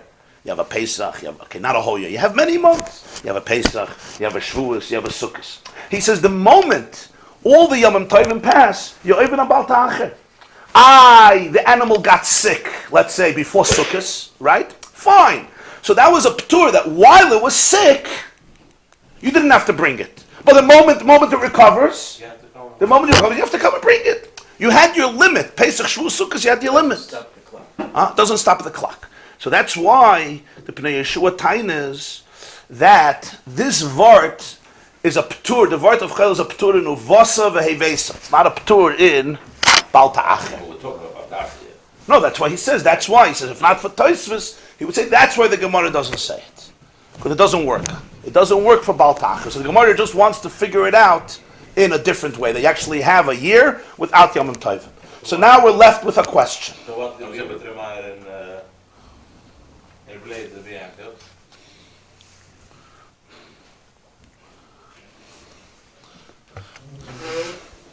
Reb Meir holds Bal Ta'acher from Uvasa ve'Hevesa. That was his Bal Ta'acher taka. That was his Bal Ta'acher. That was his whole Bal Ta'acher. That's why he says in one Yom Tov. So we start just on any day. According to Reb Meir. The The first Yom Tov passes according to Reb Meir, even on Bal Ta'acher, yeah. even if Abraham was sick, when it feels better the next day, you're able to. Wouldn't tell us it's not. We said no. Tosfos clearly says not. Huh? We said no before. Some was the next show is air shooting past the international dateline. But the Bahim looked out the Bahim. That's negated.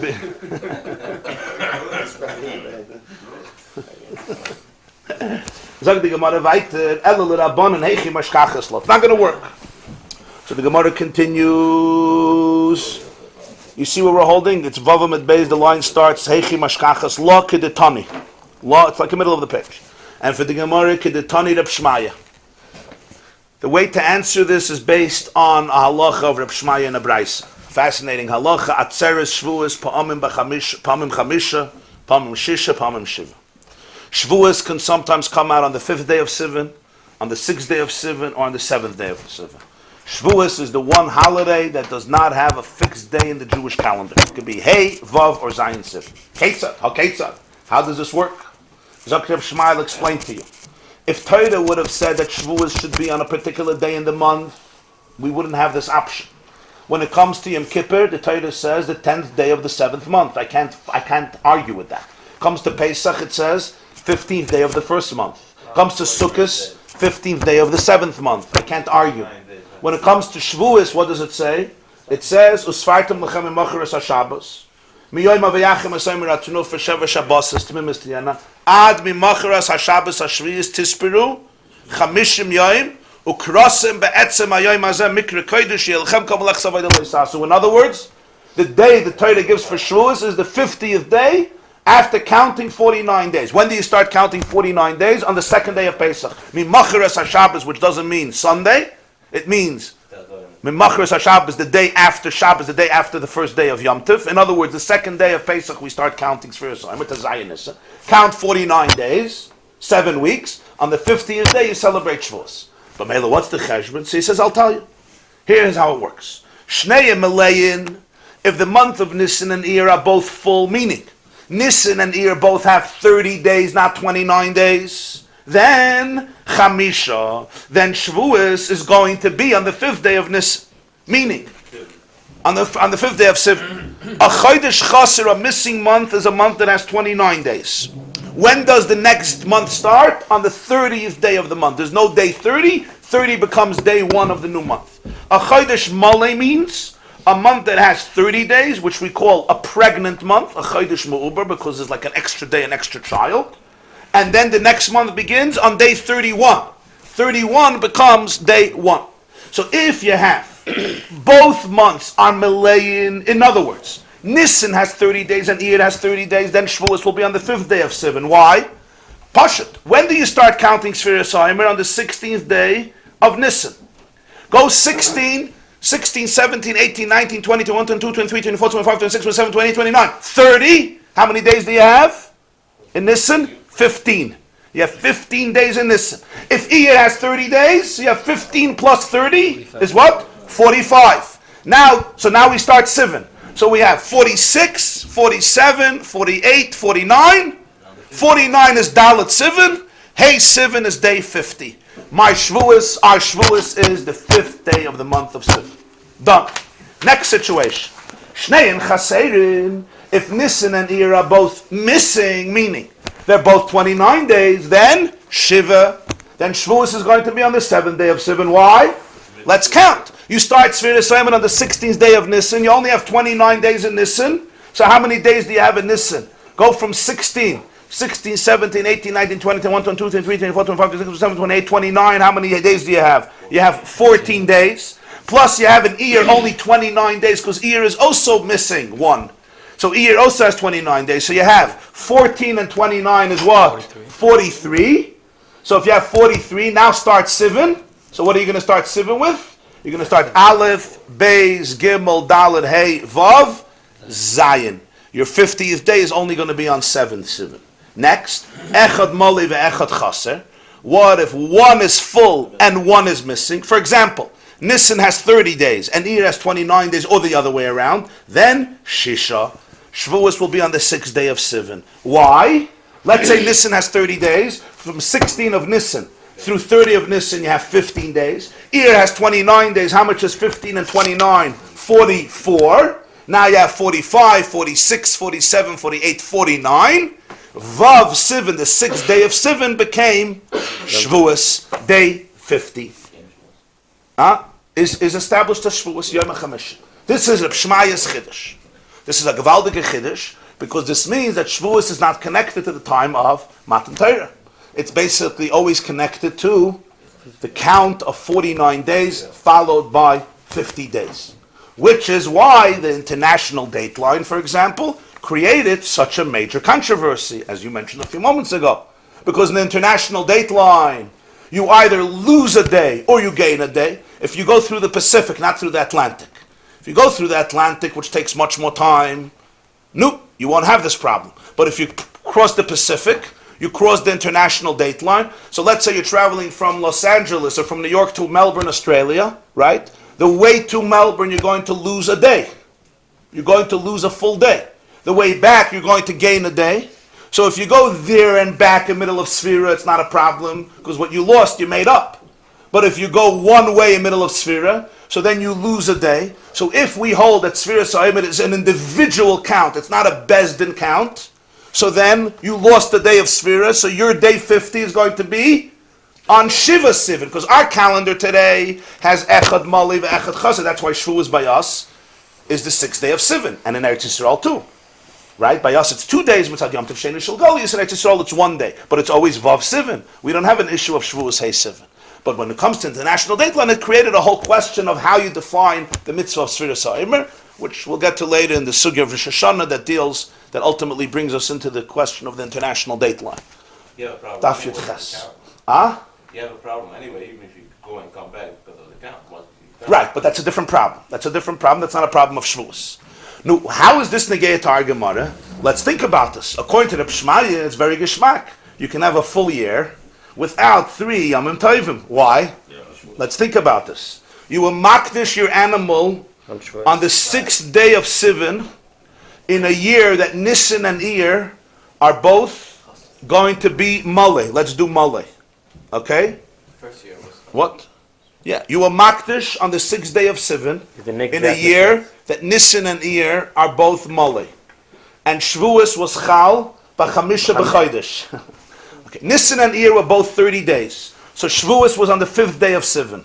The 6th day of Sivan is already after Shavuos. It's already Isruchak.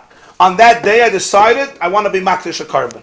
So I was Makdish a Karban on the 6th day of Sivan. The next year, Nisan and Iyar were both Chaser. So Shavuos was a day later, the 7th day. Okay, so what happened? 2 days. 2 days later, on the 7th day. A day later from when you were Makdish your Karban. That's what I meant. Vav is the day you were Makdish it. The next year, Vav Sivan, you have a year. Not according to Rabbi, according to the Rabbanan. It's the same date. According to Rabbi, we already dealt with the problem. 365 were good. But we said according to the Rabbanan, you can't have a year without 3 Yamim Tovim ever. Because it's always the same date. Here is the point. Since Shavuos is a holiday that alternates. It doesn't have a fixed date. So you solve the problem. Why? On the 6th day of Sivan, you will makdish your animal. The next year, 6 Sivan, you still didn't have 3 Yomim Tovim, right? Why didn't you have 3 Yomim Tovim? Because Shavuos already was before Shavuos was hay. You only had a Sukkot, you had a Pesach. You didn't have a Shavuos yet. Why? The Shavuos is going to be tomorrow. So you had a full year without Yomim Tovim. You're Oivin on Baal Ta'acher. If you would have to wait for 3 Yomim Tovim, you wouldn't be Oivin on Baal Ta'acher till Ches Sivan. Till after Zion Sivan. You have to wait till after Shavuos ends. Now, once Vav Sivan ends, you're Oivin on Baal Ta'acher, even though you didn't have yet 3 Yomim Tovim. That's the answer of the Gemarah. It works according to the Rabbanan. Let's see Rashi. Zok Rashi. Pa'amim Shisha. Shehu Shisha b'Sivan Yom HaChamishim Loimer. Shnei Yom Alayim. Nisan v'Iyir. Harei Tasvav Yomim in Nisan. Lamed d'Iyir. Mali Luhu Chamishim b'Chamishim b'Sivan. 15 days of Nisan, 30 of Iyir, that's 45. 50th days on the 5th day of Sivan. Echad Male, O Mashkachas Lo Shana B'Lei Regalim. Here you have your year without Yomim Tovim Kegoyin. Shnei Yom Alayim. Both months were full, Nisan and Iyir. V'Ira Tzeres B'Hei B'Sivan. So Shavuos was on the 5th. V'Hikdisha L'Machras B'Vav B'Sivan. You will makdish it tomorrow on the 6th of Sivan. U'Lashana Haba the next year. Hayushneim Chaserim. Both Nisan and Iyir were missing. V'Ira Tzeres B'Zayin B'Sivan. So Shavuos is on the 7th of Sivan. V'Hashana Meleya B'Yoyim Vav B'Sivan Mishehikdisha. The year gets filled up. The year passes. The year fills. In other words, the year gets completed. Malaya means completed on the 6th of Sivan from when you were makdash the animal. Va'adayin lo'avar atzeres alav. And Yom Tov Shavuos did not pass. Here is a hechitimtza that you have a full year without 3 Yomim Tovim. It can only work with Shavuos. Of course, with Sukkot and Pesach it won't work because there's no way you're going to get Pesach to be any other day besides Tesvav Nisan or Tesvav Tishrei. Zog the Gemarah weiter. Oman Tana de Poligale. 1 second. What's the question now? Zog Rashi, Man Tana Kama Deloy Airi B'Shana B'Lei Regal. We have here 2 alternative sugyas. On Daf Dalet and Daf Hey, we kept on learning about Baal Ta'acher. There was not one mention in any brayso about a year. It kept on, the discussion was always Yom Tov. The question is how many Yomim Tovim? Pesach, Shavuos, Sukkot, this order, that order, but only Yom Tov. Suddenly here, Daf Vav, we introduced a new brayso of Tanoim, we introduced this whole concept of a year. So Rashi says, Man Tana, who is the Tana? The Gemarah says, Man Tana de Poligale. Who is the Tana that argues, the Poligale de Reb Shmaya, who argues with Reb Shmaya? In other words, he believes that there's no situation where you have a year without 3 Yomim Tovim, which is the Tana Kama of the brayso earlier who said that Baal Ta'acher is only after 3 Yomim Tovim. He does not acknowledge a possibility of a year without Yomim Tovim. Why doesn't he acknowledge that possibility? It says Shana b'Shana. The answer is because he holds in Mitzias it's not Shayach. In Mitzias it's not Shayach. There's no such a thing. Who is that Tana? Why would anybody hold? We just explained beautifully that in Mitzias it's Shayach. So why does the previous Tana completely ignore this concept of a year without Yomim Tovim? L'chayr it says Shana b'Shana. In other words, the Torah gives the time of a year. You can't argue with that. The Torah gives that time. Huh? What does he call a year? Rosh Hashanah to Rosh Hashanah? Whatever he calls a year. According to Rabbi it works. According to Rabbanan it works. Or the same day on the month. Either 365 or the same day of the month, but you have the concept. You have the possibility. So why would the Tana ignore it? This means the Gemarah is proving here that the Tana Kama in the Sugya, Tana Kama doesn't mean here like usually Tana Kama means the first Tana. There's no first Tana here. It was just a brayso without an argument. That's why Rashi's struggling a little bit. Tana Kama deloy airi b'shana b'loy regalim. The original Tana in the Sugya, who doesn't acknowledge this reality, is because he believes there's no such a reality. That means he argues with Reb Shmaya. Do we have such a concept? So the Gemarah says, yeah. Yes. Acherim he. It's the shitta of Acherim. Now it's interesting, Acherim, whenever you see Acherim in Gemarah, it means Reb Meir. Acherim is a name for Reb Meir. There's a story in Masechta Horiyos. It's a very long story. The point of the story is Reb Shimon ben Gamliel gave Reb Meir a knas. The knas that he gave Reb Meir was that they should not call him by his name, they should call him Acherim. So when Tosfos says that when it says Reb Meir in Gemarah, it's before the knas. when it says Achedim, it's after the Knas. There's different interpretations why it says very often Reb Meir. We constantly learn about Reb Meir. But sometimes it says Achedim. I believe around 63 halachas are quoted in the name of Achedim. I believe I think 63 halachas in the whole of Shas are quoted in the name of Achedim. Many more in the name of Reb Meir. Does that mean somebody said that that's what you learned from Afra? That's what you call it? That's one shitta. That's one shitta that it's the halachas that he learned from his Rebbe Acher. That's one view. Tosfos says it's after the Knas.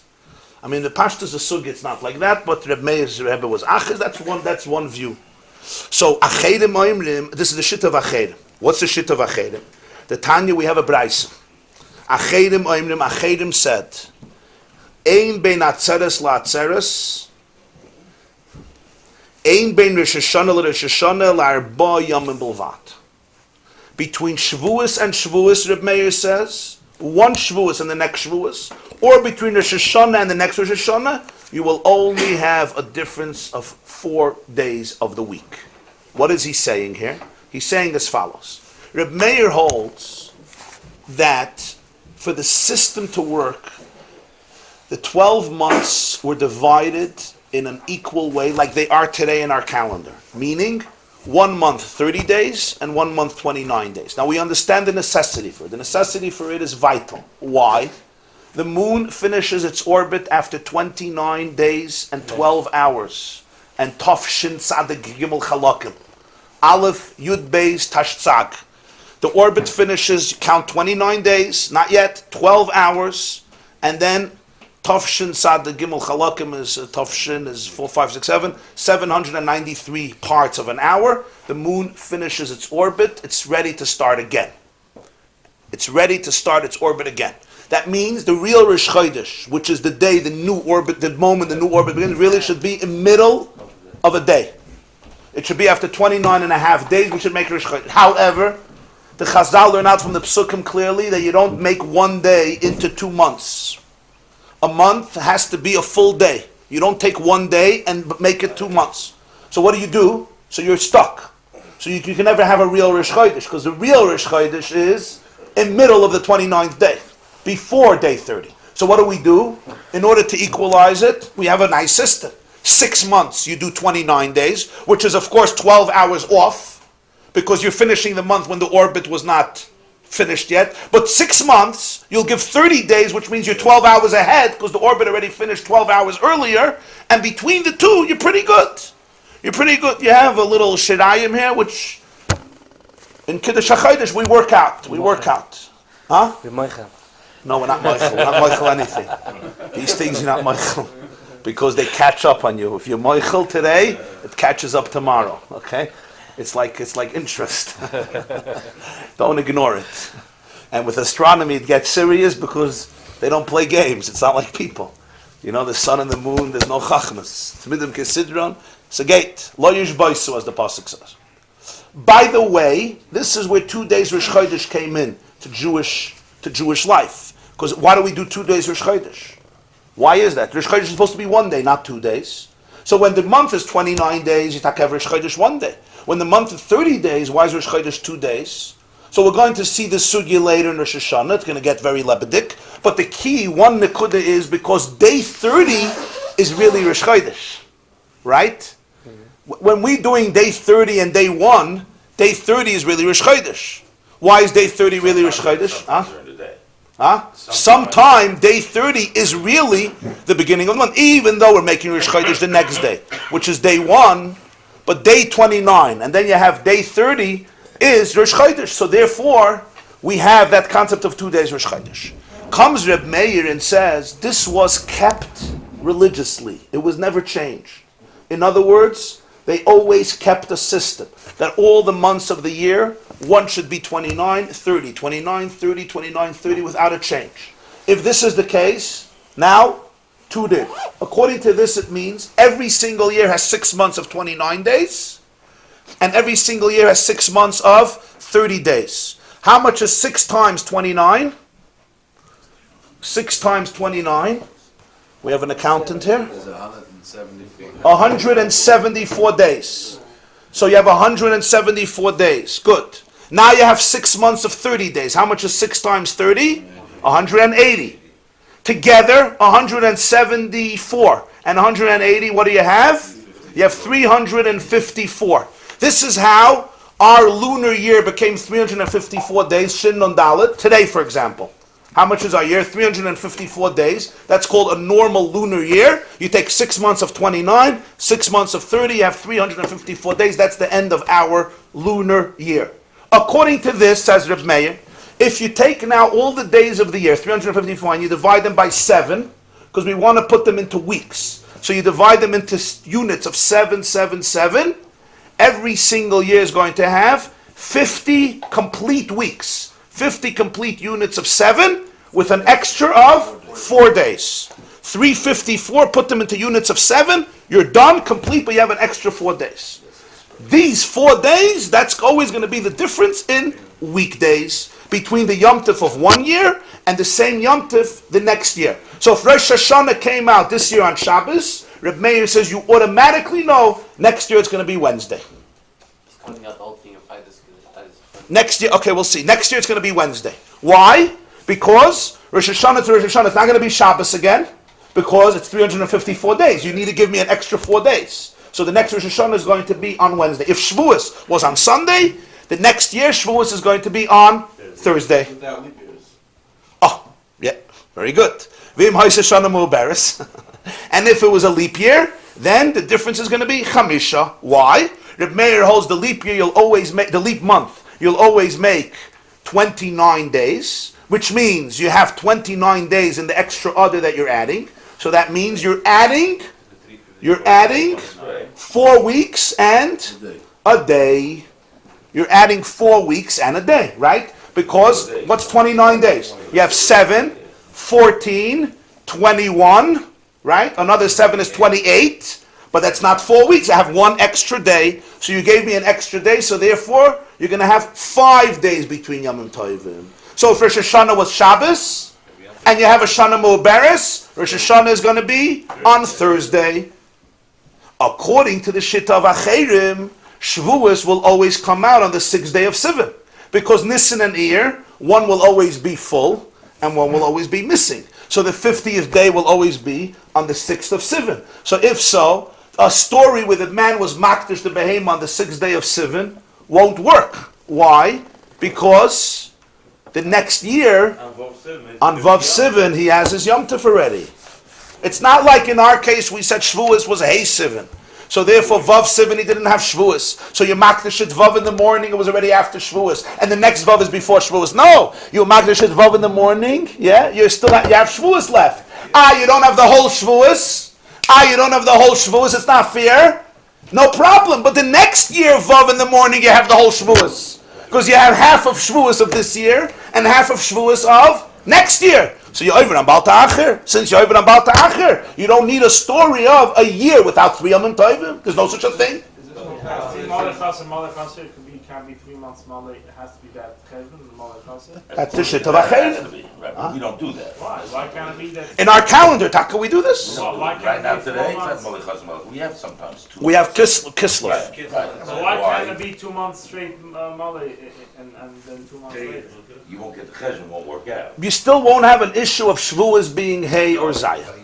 Why would it be 3 Why would it be like Let's say of an L, you both Chassid, this and the year, both Malay. That's what it's telling you. Look in Rashi. Take a look in Rashi. the end of the year, it's not going to make a difference. It's only within that shuas it makes a difference. Within that shuas it makes a difference. Zok Rashi. Man Tanakama de lo yairi b'shana b'lo regal. Ela dalid yom. Kasavri they hold la'olam kol chatzei hashana echad malei ve'echad chaser. You see how he says it? All the months of the year, one is malei and one is chaser. Ve'eid me'abrin ve'ein mechasrin shum chodesh l'tzairich. Reb Meir holds there's no way you add a day or you make a day missing for any reason. You stick religiously to this system. No excuses to say we need another day, we're taking out a day. No. So your years are 354. Nimtzis kol hashana shvuim shleimim chutz medalad yamim. So your year is 50 complete weeks missing 4 days. You know, they have another 4 days surplus. And that is what makes the difference of the calendar of 1 year. What do we mean the calendar? Which day in the week the Yom Tovim will be this year or any day of the year? Which day in the week will they be from the year before? The leap month is always 29 days. So it's going to make a difference of 1 extra day. From 4, it became 5 because you had an extra month. By the way it's by us, we have, our calendars generally follow this besides Cheshvan and Kislev. Cheshvan and Kislev sometimes are both 30, sometimes both 29, and sometimes 29 and 30. And therefore our years today always alternate between 3 options. What's called a Shana Mileya, a full year which will be 355 days. A Shana Chasera, a missing year which will be 353 days. And then the regular year, Shana Kisidra, which is 354 days. That always depends by us today on Cheshvan and Kislev, which can be 3 options. Davavim at Beis, 14 lines from the bottom, approximately. I think 14 or 15. The line starts Chamisha. V'moisa Shana Mubarak Chamisha. There's a Boyd Abzeda. Boyd Abzeda, Yoder Shmau.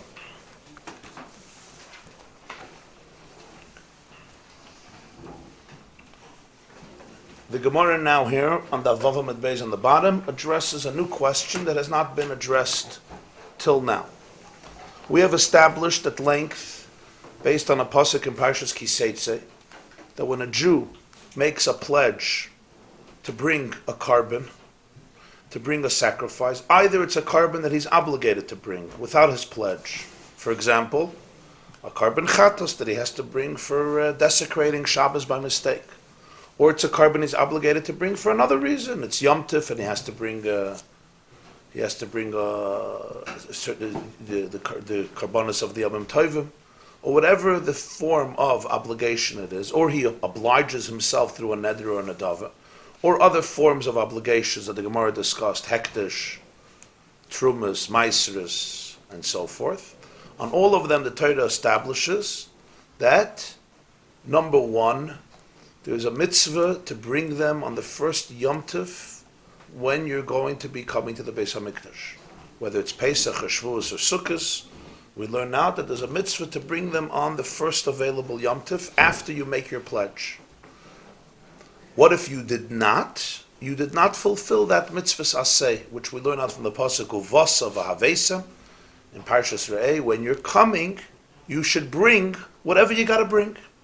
If you did not do it, you did not fulfill that mitzvah v'havesam shama. But then there is a second mitzvah, and that is a negative mitzvah. Bal ta'acher, don't delay your pledge. But for that, you wait 3 Yomim Tovim. Your time is much longer. You have Pesach, Shavuos, and Sukkot. And if 3 Yomim Tovim passed, and you still did not bring your pledge, it's not only you mevatel a mitzvah aseh, but now every day that you don't bring it, and you're capable of bringing it, you're over on a mitzvah's loisas. The Torah says don't delay it, and you're delaying it. I should just note, the Rambam points this out in Hilchas Maisar Kabbanas, it's a lav she'ein by Maisa, so therefore ein loikin a lav. There's no penalty on this lav. It's not like other lavim, that if a Jew violates them, he would receive lashes. This is not such a lav because there's no action involved. It's not like eating chelev, right? It's not like eating the fats of an animal that's not kosher. There's no lav of maisa. You're not doing anything. You're just passive. You're not doing something. So therefore, there's no penalty of malchus. When we speak about bal ta'acher, it's not. There's no practical ramifications in terms of a penalty, of a punishment. But it's a mitzvah loisasa. The person violated a loisasa. After 3 Yom Tovim comes Reb Zayda, and he now asks a new question, an interesting question. By Reb Zayda, Yodesh Mahu. What's the din by a Yodesh when it comes to Bal Ta'ach? When it comes to violating Bal Ta'ach? What's the question of Yodesh Mahu? So Rashi says, what do you mean Yodesh Mahu? It's your own. Yeah, what's the difference? Rashi says, Al Neder Aviv. His father made a Neder, and his father passed away. Now as a Yodesh, he is responsible to bring the carbon to the Beis HaMikdash. But you know what? He's procrastinating. Is he over on Bal Ta'acher or not over on Bal Ta'acher? What would be The reason yes, and what would be the reason no? You would think if he's obligated to bring it because his father is not here anymore, so the Baal Ta'acher would apply to him also. Why would you exclude him from this mitzvah of Baal Ta'acher? But before the Gemarah gets into the two sides, first we have to establish, is it always a Yoresh always has to bring the karbanis of his parents, of his father, or his mother? Is he mechuyev to bring it? First of all. Huh? This is on that. So Rashi says, Al Neder Aviv. This carbon he was already picked out. So let's see. So Tosfos just clarifies Pasha the facts when you're mechuyev, when you're not mechuyev. And I should just add one detail, and that is, it can't apply to a carbon chatas or a carbon asham. If you remember, one of the 5 types of chatayas that is left to die is chatas shemesu ba'alah. Once an owner of a chatas dies, there's no room of offering that carbon. Why? A sin offering needs an owner. You don't yarshin sins. You don't yarshin sins. It's a big thing, right? He's in a place where it's not going to work anymore. You yarshin a carbon shlamim, yeah, a neder, yeah, a nedava, yeah, an oila, yeah, everything, yeah. Gratitude you can yarshin. Sins, guilt, don't yarshin. It's enough his guilt, it's enough your own guilt. It's an important idea in life. So genug your own. You don't have to project your father's issues. So when it comes to a chatas and an asham, there's no such a thing. He has an animal waiting. He passes away. Not an uncommon story. The son wants to bring the carbon chatos. There's nothing to do. I cannot bring a carbon chatos from my father, carbon asham from my father. So we're not talking about that. That's obvious because there won't be a Baal Ta'acher there because you can't do anything with it. We're talking about other karbonos. Neder Aviv. So Tosfos clarifies exactly the details. Yoresh Ma'al Baal Ta'acher. So he says, number 1, the Yoresh Chayav Lahavi. The Yoresh is mechuyev to bring the karbonis in which his father or mother were obligated. It's a Mishnah Masechta Kidin in Perek Beis, and it's brought in different places in Shas. Ha'isha, a woman, and this is a woman who gave birth to a baby. She's mechuyev in 2 karbonis. Yoledes, a kimpetar, somebody who gave birth, she's mechuyev in a carbon chatas and an oila. Hey, via chatas, she already offered her chatas. She brought it. Umeisa, she passed away, but she did not bring her oila. So the halach is yaviyu yorshim oilos. Her yorshim, her heirs, offer and bring her carbon oila. That's a clear Mishnah that we see that the Yoresh brings the oila. Thank you. Umashma bepedek kama de kiddushin. In the first pedek of kiddushin, daf yud gimel, it seems the laman the amar shibud the lav doiraisa. According to the opinion that a lien on your property is not biblical, it's talking about k'shehifrisha meichayim, only when she already separated the animal as a carbon from life. We'll see in a moment what this means. Ulamanda amar doiraisa. However, the other opinion who holds shibud, a lien on the property, is minat Torah, then afal pi shelo yifrisha meichayim. Then even though she didn't separate it when she was alive, she did not sanctify it. Yes, you would still be mechuyev. What is Tosfos telling us here? There's 2 ways of looking at it. If the lady or the father, whoever it is, already chose an animal, this sheep is a carbon oil or a carbon shlomim. Either it's a neder or a nedava, or they're obligated to do it. So it's already a holy animal, waiting to go to the Beis HaMikdash. They unfortunately passed away. The Yoresh is mechuyev to bring it to the Beis HaMikdash and do everything. Now the question is he over on Baal Ta'acher? If the Yoresh waits, Pesach, Shavuos, Sukkos, wants to bring it after Chanukah, is he over on Baal Ta'acher or he's not? That's going to be the question. But what if they did not separate an animal, Mechayim? What if they're just mechuyev to bring the animal? For example, they made a neder, and then they pass away. What now? Am I also mechuyev as a Yoresh or not? If there's an animal waiting, it's already a carbon, it's hektish. What am I supposed to do with it? Own it? It's not mine, it belongs to Hashem. Of course I have to do it. This is what a Yoresh does. I'm mechuyev. But what if they didn't do it? They're just obligated to bring a carbon. So now there's no mamashas, there's no animal. This is dependent on another question. The question is shibuda doiraisa or shibuda lav doiraisa, meaning, if I own something to hektish, for example, I made a neder, is there a lien on my assets that hektish has? Is that a din min haTorah, that there's a shibud on my nechas? If there's a lien on my property, now I'm a Yoresh. I mean, the father passes away. Now the Yoresh comes. and he auctions the father's property. Wait, there's a part of the property, Hektish has a lien on it. So you first got to pay that up before you take it. So therefore, he's obligated to bring that carbon. If shibud the lav doiraisa, so then min ha-Torah there's no shibut, then this Gemarah would be talking about only a case where hifrisha mechayim, if the animal was actually separated. So Tosfos gives both options. If you say that min ha-Torah, a person's properties become meshubah, they become subjugated. There's a lien on this property for all of his debts. So the moment the father or mother made a neder, what happens? Their nechasim, their assets are now meshubad, are subjugated to the carbon. So even though they didn't separate it, the Yoresh is still mechuyev to bring it. If you say shibuda lav doiraisa, so the nechasim of a person are not meshubad to pay up his debts, so therefore, only if they actually separated and segregated the animal is the Yoresh mechuyev to bring it. But there's certainly situations, according to everybody, where he's mechuyev to bring it. And Tosfos says, "U'b'soif yesh b'choir." At the end of a Perek yesh b'choir, which is a Masechta B'choros, Nami Yamar. He also says that the Yerushim are mechuyev to bring the karbanas chayva of their father. He speaks there about oilas re'iyah, mala halon Yerushim chayavin ba'oilas re'iyah shalavihen. The Yerushim are chayav to bring the oilas re'iyah of their father. Again, we see the precedent for this concept. Now the question is the Yerush over on Bal Ta'achar? What are the two questions? What are the two sides? Zakter b'zeir. Kisidar, let's go back to the original pasuk. The original pasuk of Bal Ta'achar reads in Parshas Kiseitze. Again, if you have it on the sides of your Gemarah, great. If not, I'll just read it. Kisidar neder l'Adonai Elohecha lo sa'achar l'shalmei kidari shidrishenu Adonai Elohecha me'imach v'haya v'cha chet.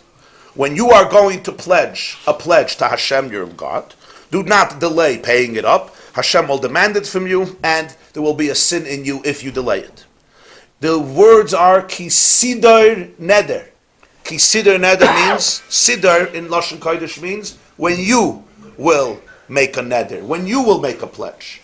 Zakter b'zeira kisidar neder l'Hashem alakecha l'sachar l'shalmei. Kisidar neder amar Rachmana. The Torah says kisidar neder. This means you who made a neder, if you delay it, you transgress a law. Vaha, this man, loy nadar. He did not make a neder. His father made a neder.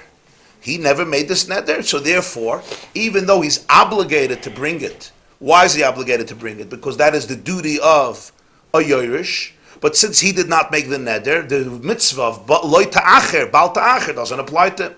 Oy dilma, or perhaps there's another way of looking at it, and that is because there's another pasuk that we have been quoting, and this is the pasuk in Parshas Re'eh, and this is the source for the fact that there's a mitzvah's essay to bring your carbon by the next available Yom Tov, and we go back to the pasuk in Parshas Re'eh, and again, uvasa shama v'havesim shama. What does the pasuk say? Ki b'lamakam ashiv chadonei leichem mikol shiftechem losam l'shmei sham l'shichne sidrushu uvasa shama v'havesim shama leisechem zivchechem es masrei sechem es trumas yadchem nidrechem nidveisechem b'chayres b'charchem b'tzoinchem v'hamichayev. And this man is mechuyev. He's mechuyev to bring the nedarim of his father. So therefore, he would be over on Bal Ta'achar.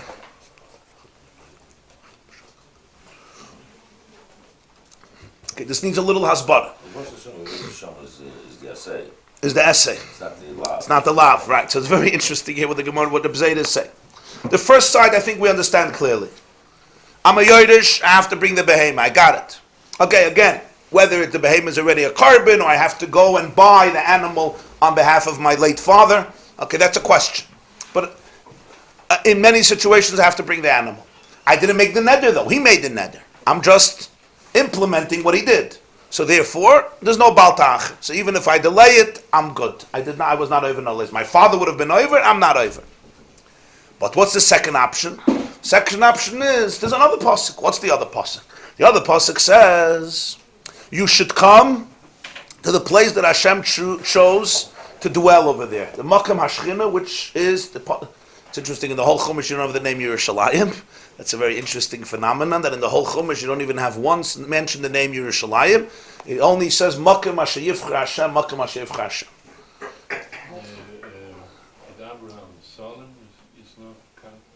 Okay, yeah, I mean the famous Tosfos in Masechta Tainis that Malki Tzedek Melech Shalem, Avram called it Yira and Shem called it Shalem. So Hashem said we'll make a a shidduch of both names, Yerushalayim, Yir and Shalom. But I mean an explicit name, Yerushalayim, you don't have a Chamesh Shechum Shatayim. So, b'meila, but it says come to that place, which is interpreted as the Makkah Mashchina, which once the Beis HaMikdash was established, that became. Of course, previously it was in other places. Right? There was in Noiv, in Givoin, in Gilgal, in Shiloh, of course, most of the time. But then ultimately it becomes Yerushalayim, the Makkah HaMikdash. So that's where you should come, Uvasa Shama. You don't offer it in your courtyard. V'havesem, and you bring there all the karbanos. The Gemarah teaches, Uvasa v'havesem. Uvasa Shama doesn't mean you should come there, and when you come there, you should bring it. Uvasa Shama also means when you're going to come there because you're obligated to come there. You're going to come there because you're obligated to come there. Pesach, Shavuos, Sukkot, Aliyah L'Regel, you have to come. When you're obligated to come there, Uvasa Shama, V'havesem, you have to bring. What do you have to bring?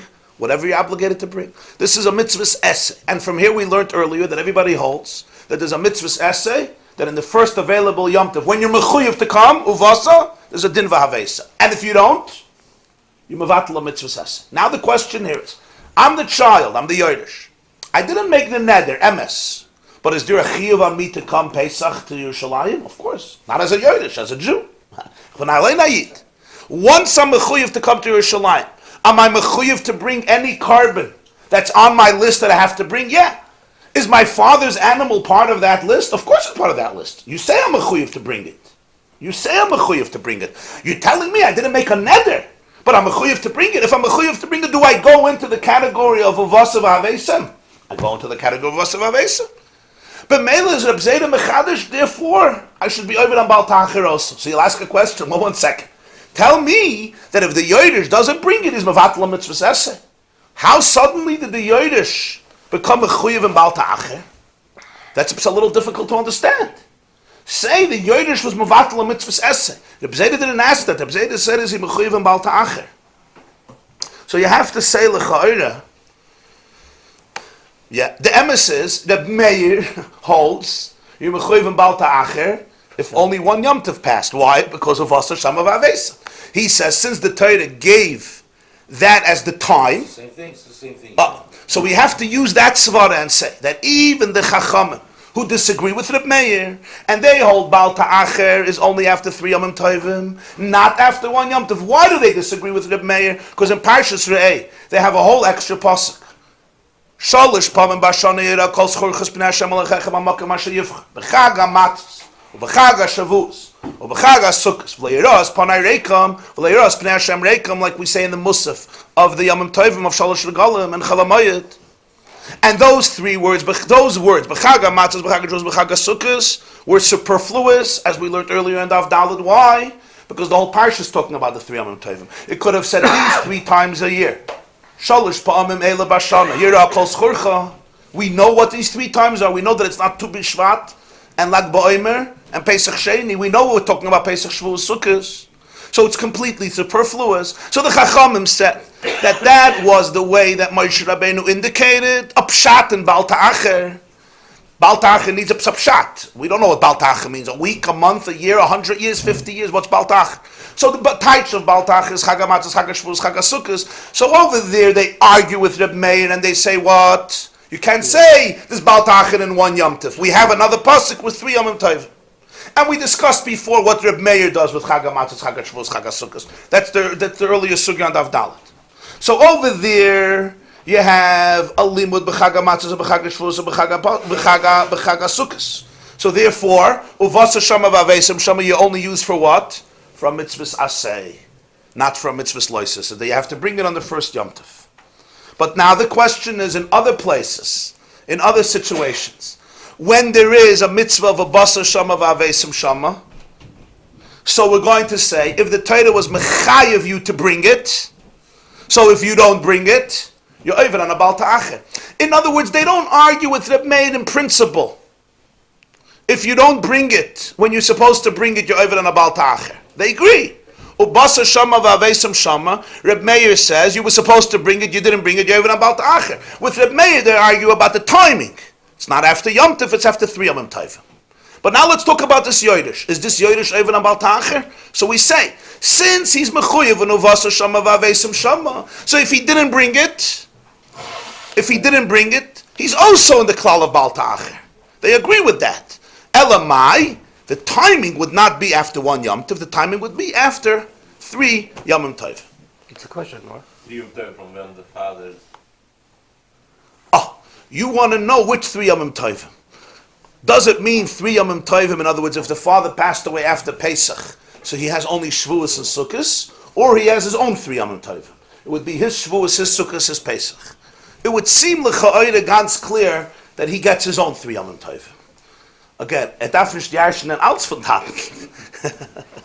You can't take everything. It wouldn't be fair that his father passed away. Let's say his father passed away after Shavuos. Yeah? So what are you going to say? So his father already had 2 Yom Tovim. So now he only has Sukkos and then he's over on Baltach. L'cha'oire, he would have his own 3. He would have his own Sukkos, his own Pesach, his own Shavuos. Because he's responsible for when it went over to him. There are still boundaries. I can't take responsibility for everything of somebody else. It just doesn't work. The whole reason you're giving me 3 Yom Tovim is to give me some breathing space, but you're not giving him any breathing space. Say is a Yassim, Say dav zagin Kaddish, Say has to daven 3 times a day, and Say has to run to Yerushalayim because you're not giving him any breathing space. Abyssal Yoshe, dav ben the yeah? So I don't think Pshat would be that he takes over the Yom Tovim of his father. Nicht ad kedei kach. But those are the 2 sides. But the Acher is on the person on the Baim. No, l'shitase, there's al b'shayla, no. If it's on the Baim, then So that's Reb Zayda's diuk. It says kisidor neder l'Hashem Elokecha. So you could say kisidor neder is just dibur hakasav b'hoiva. Usually, the guy who makes the neder has to bring it. It's not a din li'kuva that if I didn't make the neder, there's no baltach. That's one side of learning it. That kisidor neder is lav dafka. Or we say no. There's no source to say it's lav dafka. Kisidor neder means kisidor neder.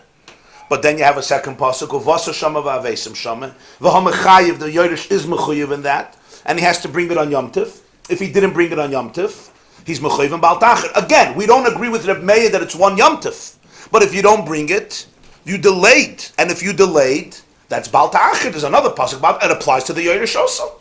So this is a word that vasa shama v'avesim shama automatically translates in baltach. Into the pasuk baltach. Elamai, we're adjusting the times. We're not doing it 1 Yom Tov, we're doing it 3 Yom Tov.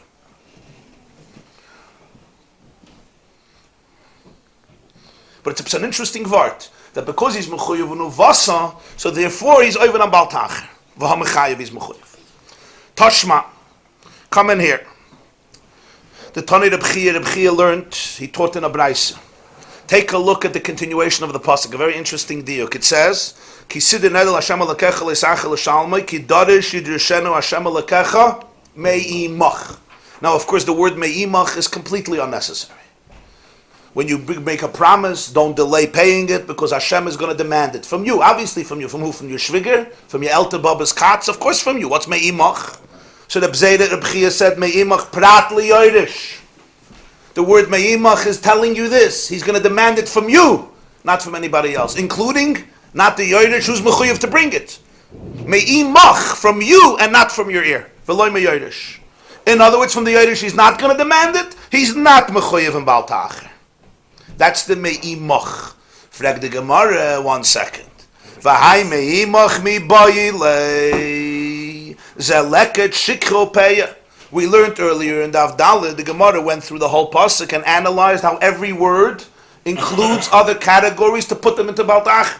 What did we say you learned from me'imach? A very interesting limud. There's a pasuk in Mishpatim, im kesef talva es ha'ani imach. You're obligated to lend money to a poor person who is with you, imach. So we learn when it says here, ki darish yirshenu Hashem elekecha me'imach, it's referring to things that you give to a poor person who is imach, who is with you. In other words, me'imach means from that which is with you. In other words, from that which you have to give to the poor person who is with you. Zeh leket shikro pei. Leket shikro pei, as we remember, is when you are harvesting your grain, your produce, and stalks fall from your sickle or from your hand, you have to leave them. Shikha is you have a sheaf, a bundle, and you forget it. You can't retrieve it, you have to leave it to the poor. And pay is the corner of the field. And for the so how could you use now this me'imach from Eloi me'yorish? You already used me'imach for leket shikha pei, that they're all part of balta acher. In other words, if I cut the corners of my field and I take it home, and I delay it, so then I'm over on balta acher. And for the Gemarah, kri be'imach or kri be'me'imach.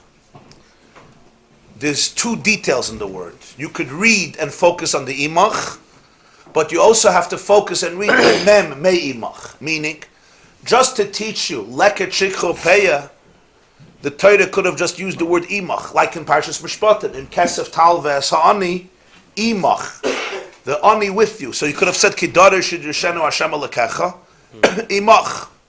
The extra mem, me'imach, Reb Zera, learns from this, Reb Chia learns from this, mimcha v'loi miyodesh, me'imach prat liyodesh. Zok Rashi, kri be'imach u'me'imach, v'darish be'tarti. You learn two limudim from the word. The imach mashmalei chelke shalani. Just imach. Kidarish yidrishenu Hashem alekecha imach. He'll demand it with you. That's the part of the ani that is with you. We, in other words, the Torah associates the poor man as being with you. He's not a stranger. He's not an alien. As sa'ani imach. That's the reason you help him. He's with you. He's part of you. So it could have said Kidarish yidrishenu Hashem alekecha imach, which is really intimating leket shikho peya. That's why it doesn't have to say me'imach. Even though I'll be diktuk, you'll say God demands it from you. God demands it with you. I demand something from you, not with you. But if we're taka learning that the word is extra, and the whole reason Moshe Rabbeinu inserted that word mepi agvura is to teach you leket shikho peya, could have said imach. What's the mem? Zok Rashi, mem yisayda l'miyut yodesh. The extra mem, which was unnecessary for tzedakah, for leket shikho peya, teaches me to exclude the yodesh.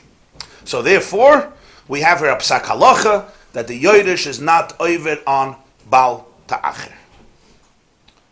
Now, the Sfas Emes makes a diuk here, and this is really the question you raised.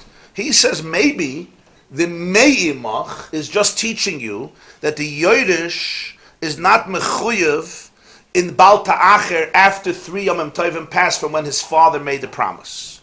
But he's mechuyev after his own 3 Yomim Tovim. In other words, maybe we could say me'imach is prat liyodesh, emes. But what is it excluding? It's excluding that the yodesh is not obligated to live up to the expectations of his father. So if his father made a neder, Pesach passed, Shavuos passed, his father passes away, Erev Sukkos. Now, Sukkos passes, you might say, he's over on Bal Ta'acher. He has to bring it for his father. So Me'imach says, no, prat liyodesh. Prat liyodesh. You have your own 3 Yomim Tovim, but you would still be over on Bal Ta'acher.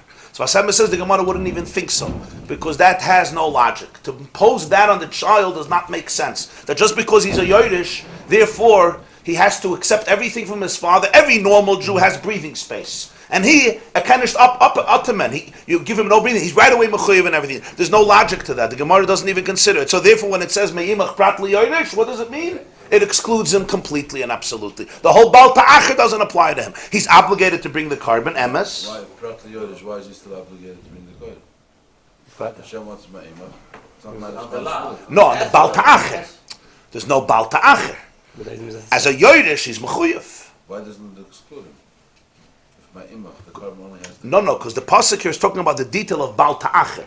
The lav of a delay, of delaying it, that doesn't apply to him. Maybe he could save his father from being over that. Well, you can't be over something after you're in the next world. You're over it. Amesim chavshe. And over it, then you're over it, but not, or but automatically when you pass away, you're over it because you didn't bring the carbon. So he could exempt you. No, but once that, but it's an onus. That's already an onus. You can't obligate him for that. Not his father. That's not his father yet. But he's an onus. That's the biggest onus. Just like a person who's sick. This is even more than illness. If we said you're sick, you're still over about that. No. If 3 Yom Tovim go by and you were sick. If you're recovered, yeah. 3 Yom Tovim went by. If you're recovered, yeah. If he can't go. If he can't go, he can't go. He didn't do it. You're right. He's still over about that. No. Not if he recovered. No. Because if you sin, it doesn't count. No, but at some point he has to recover. That's my point. Yeah, that he could bring it. That he could bring it. If you're sick for 3 consecutive, for a whole year, and then you recover, you have a whole nother year? You just bring it right over. That's an interesting question. If he was sick mamish a whole year, it wasn't sick of some Pesach and Shavuos. It was. Let's say there was. That's the lav of Bal Ta'acher.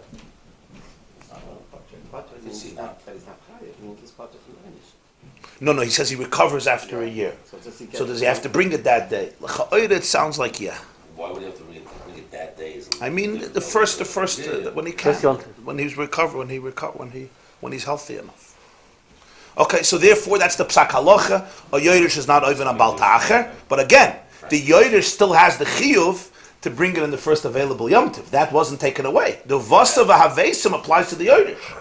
It's just we took away the bal ta'acher. We said uvasa he should already be delayed in bal. He should already be obligated in bal ta'acher. We have a special pasuk that takes him out of bal ta'acher. So bal ta'acher he's eliminated, but it still doesn't take away from him the uvasa v'havesim. When he's mechuyev to come, he's mechuyev to bring whatever he has to bring, whatever is on the bucket list. Since this is on his list, so this he has to bring. Boy, Reb Zayda asked another question. Huh?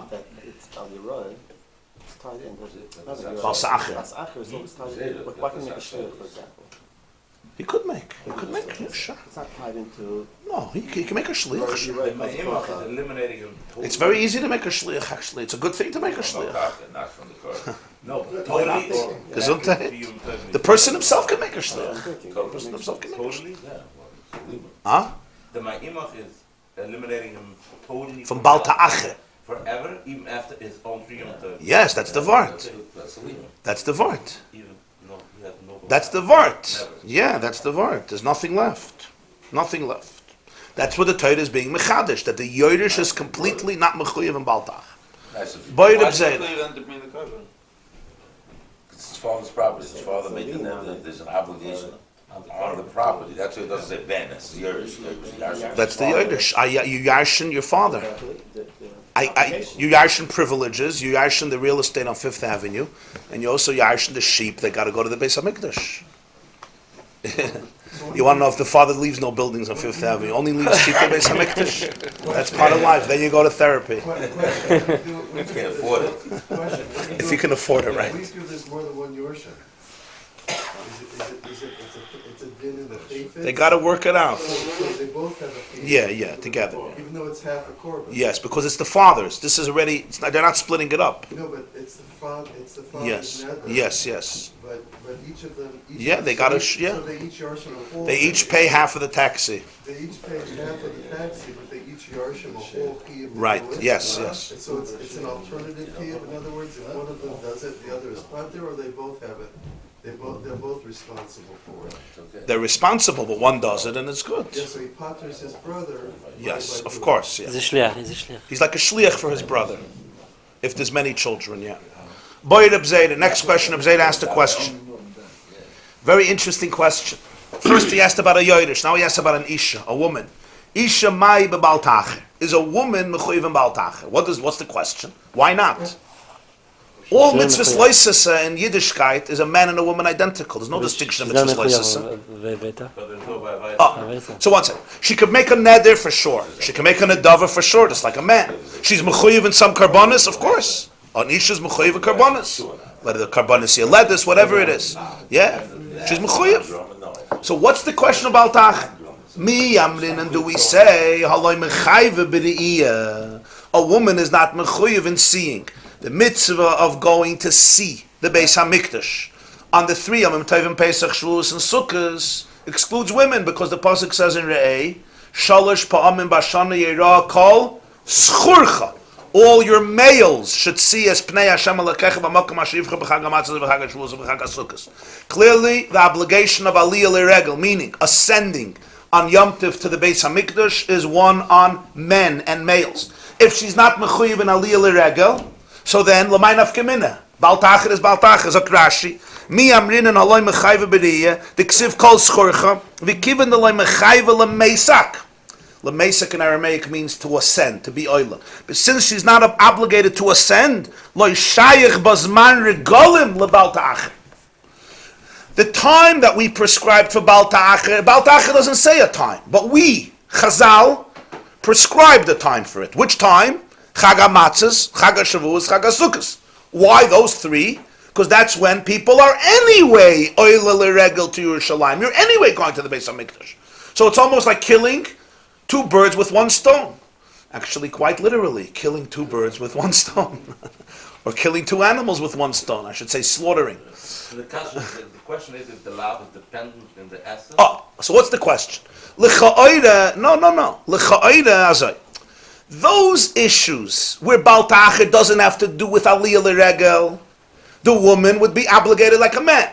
I saw that Turei Even says this. The Shagasari has a commentary on Rosh Hashanah called Turei Even, or Sfas Emes says this. For example, we learned before that if a year passes without 3 Yomim Tovim, right, or with 3 Yomim Tovim, you're over on Baal Ta'achir. Why? Because it's a year. That L'chayda would apply to a woman also. We learned earlier when it comes to tzedakah for poor people, Rav has said it's not negay Pesach, Shavuos, and Sukkos.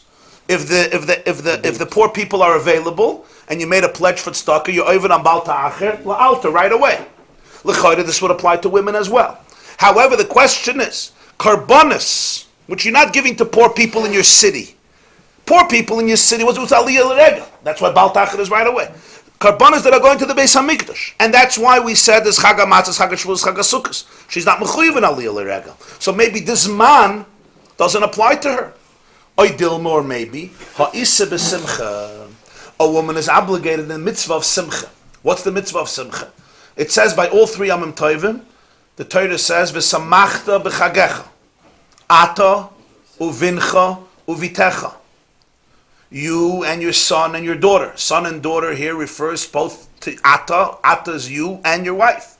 Other psukim says samachta, you and your bayis, your family. There's a mitzvah of simcha. When the Beis HaMikdash stood, what was the simcha that the Torah is referring to? So the Gemarah famously says, "B'sachem ein simcha ella b'basar."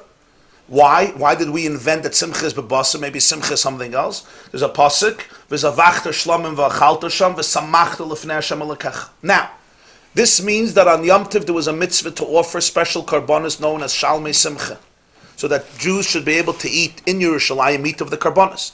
If you're offering a carbon, the only place you can eat it is in Yerushalayim. You can't eat it outside Yerushalayim. If a woman is mechuyev in simcha, so she has to come to Yerushalayim. She doesn't have to go up to the Harabayis like the man who has to go up on the first day of Yom Tov, but she has to hang out in Yerushalayim. Why isn't that a Zman Drama?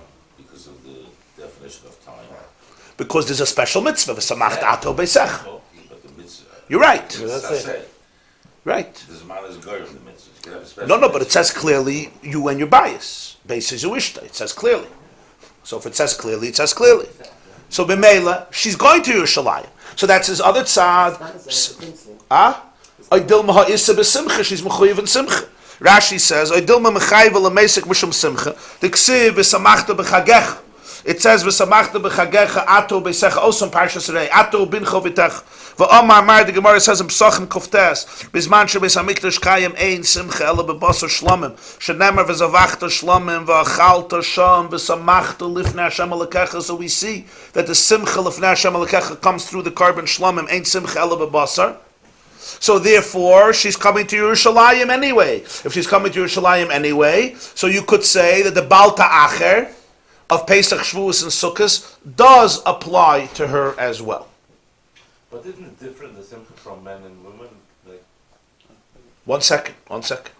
Amalei Abaye tells Reb Zayda, I don't understand your question. V'tipakle, the ha'isa b'simcha. You're giving a question, your question already has an answer. It should be obvious to you, but typically means you should take out this halacha. You should bring out this halacha from your words. The ha'isa b'simcha. She is mechuyev in simcha. If she's mechuyev in simcha, what's the difference? She's mechuyev to go to Yerushalayim just like her husband. If she's obligated to go to Yerushalayim just like her husband, so then the same reason. You're taking Chag HaMatzos, Chag HaShavuos, Chag HaSukkos, and you're saying Baal Ta'achir applies if these 3 Yomim Tovim pass because you're coming to Yerushalayim. So the woman has the same issue. If 3 Yomim Tovim passed, she had a chance to come 3 times. She was mechuyev to come 3 times. She didn't bring her kabbalas. She's over in a Baal Ta'achir. So Abaye couldn't understand what Reb Zayda even thought. Like, why is there a question? Now, how do you understand Reb Zayda's question? So I saw that Turei Even says one thing, and the Sfas Emes says, I don't know why he needs these headaches. Turei Even says that the chikir is, she's coming to Yerushalayim, but she's not mechuyev to come to the Beis HaMikdash. The karbonis he can't bring in Yerushalayim. The karbonis you have to bring in the Beis HaMikdash. Now the distance, Now the distance is not that far. So for a man, you're mamish mechuyev to come to the Beis HaMikdash. Since you're mechuyev to come to the Beis HaMikdash, you're mamish going into the room. So why aren't you bringing your karbonis? Do you say a woman would also have that same chiyuv of Baal Ta'achir because she's anyway coming to Yerushalayim or not? The Sfas Emes, however, says very geschmack. Sfas Emes says, what's the source that Baal Ta'achir happens after 3 Yomim Tovim. From which pasuk? Shalosh pam bashana yera kol schurcha es pnei Hashem alechecha b'chag hamatzos b'chag hashvuz b'chag hasukkos.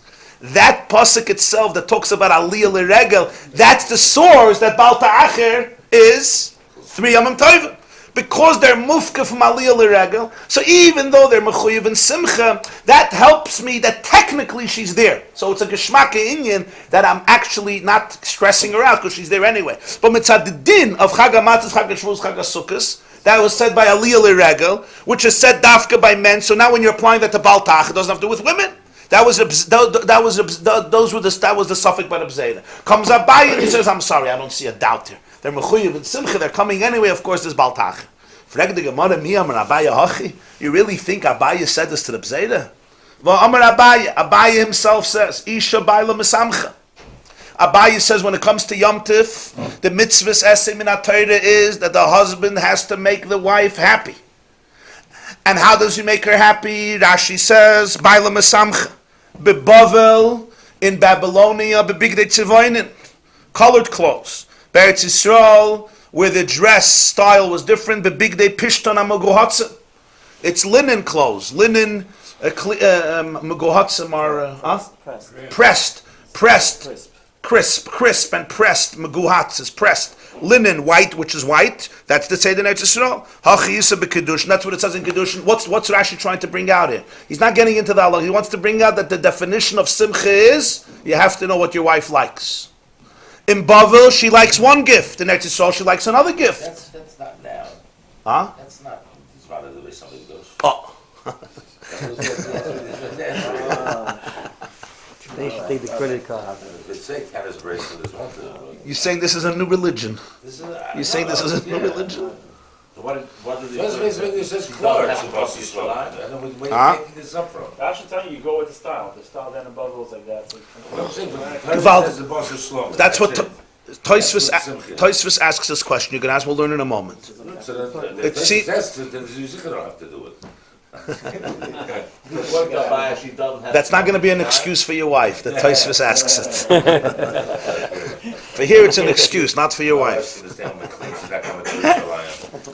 From Rashi, you have your big chiddush. The Pnei Yeshua brings out here the gewaldige chiddush from that Rashi holds that what the Gemarah is saying is that l'shittas Abaye, simcha is always according to what your wife wants. Isha baila mesamcha. That means she chooses. If celebration for her is to come to Yerushalayim and barbecue with you the meat of the Beis Hamikdash, that's the chi of simcha. But if for her simcha is a new mink coat, much more exciting than coming with your friends and eating meat in Yerushalayim from Karbonas, that's the chi of simcha, even Bisman Beis Hamikdash Hayakayim. So then she doesn't have to come to your Yeah, very good. You give the oidus shlomim. Very good. So she's not. So she's not mechuyev. She's not mechuyev. So how can Abaye come to the Bzeda and say ha'isa b'simcha? Abaye himself holds not isa b'simcha. Abaye himself holds she's not mechuyev. If she could, if she wants, and if that's simcha by her, then he has to. That's how he has to be a mesamech. He has to arrange it. He has to arrange it. If it's impossible. We'll see Tosfos. But Meila, according to this, it seems from Rashi clear that Abaye holds Isha Baila Masamcha means that it always depends on the woman. That's why Rashi brings about Bavel and Eretz Yisrael. Why is that negay in this Gemarah? In other words, it's based on accommodating the sensitivities and desires of the woman. So if she wants simcha through aliyah l'regel with her husband to eat the karban shlamim in Yerushalayim, great. If not, she's actually not mechuyev, even mitzat simcha, and her husband could buy her beautiful clothes, and she's not mechuyev in Baal Ta'acher at all. Obviously not. There's no even relationship of her coming to Yerushalayim. So how can Abaye challenge Reb Zeda? That's the question. Of course, we should add, according to everybody, Bizman Hazeh, when there's no simcha b'basar, because we don't have the karbanas shlamim. Remember, simcha b'basar is not stam good ribsteak. Simcha b'basar means karban shlamim. So ain't simcha ela b'basar, some people translate, the only way you can be happy is if you eat meat. Or in simcha ela b'yayin. It's referring here to the basar of the karban shlamim. Yain and basar. There's a tight from the Baal Shem Tov, ain't simcha ela b'basar. The only real simcha in life is when you manage to sublimate your basar, when you manage to to sanctify your basar. When you deal with your basar, you bring in kedusha to your flesh. That's the ultimate simcha. In this world, ain't simcha ela b'basar. Al kol panim. So what's Abaye's question to the Bzeida? So the Gemarah says, you're right. L'dvarav de Bzeida kamar. Abaye has no issue with this. Abaye holds a woman is not in the chayva of coming for simcha of shlama, and therefore, right, there wouldn't be a baltacher. But he's coming to say the Bzeida who holds she is mechuyev in chayva simcha of basar shlamim. Of course, she should be chayiv in baltacher. There should not be a question. I can't understand the question. He says according to you. Yeah. She made stama neder. Yeah, well, 24 hours. If it doesn't affect him, no. It's only nidre inu. What do you mean it affects him? It's You let it. the sheep of I would even say, of course it would affect him. It affects him. To give him a for them, unless it's on the barzel. It's in barzel, or there was something in the Ksuv. It says by Yitzchak and Rivka that he would give her shnei gedayizim b'chal yoyim, right? In the Ksuv, I mean, whatever. I don't know the arrangements, but Be made for the nether. If she says Harizu would be a problem. If she makes a net, there's one thing. Harizu is a problem. let's see Tosfos. That's kasha was that the Baal has a chiv simcha, not the woman. That's the kasha, right? She has no chiv simcha. That's how Tosfos is going to learn. Rashi doesn't learn that way. Rashi learns that there's no chiyuv of shlamim.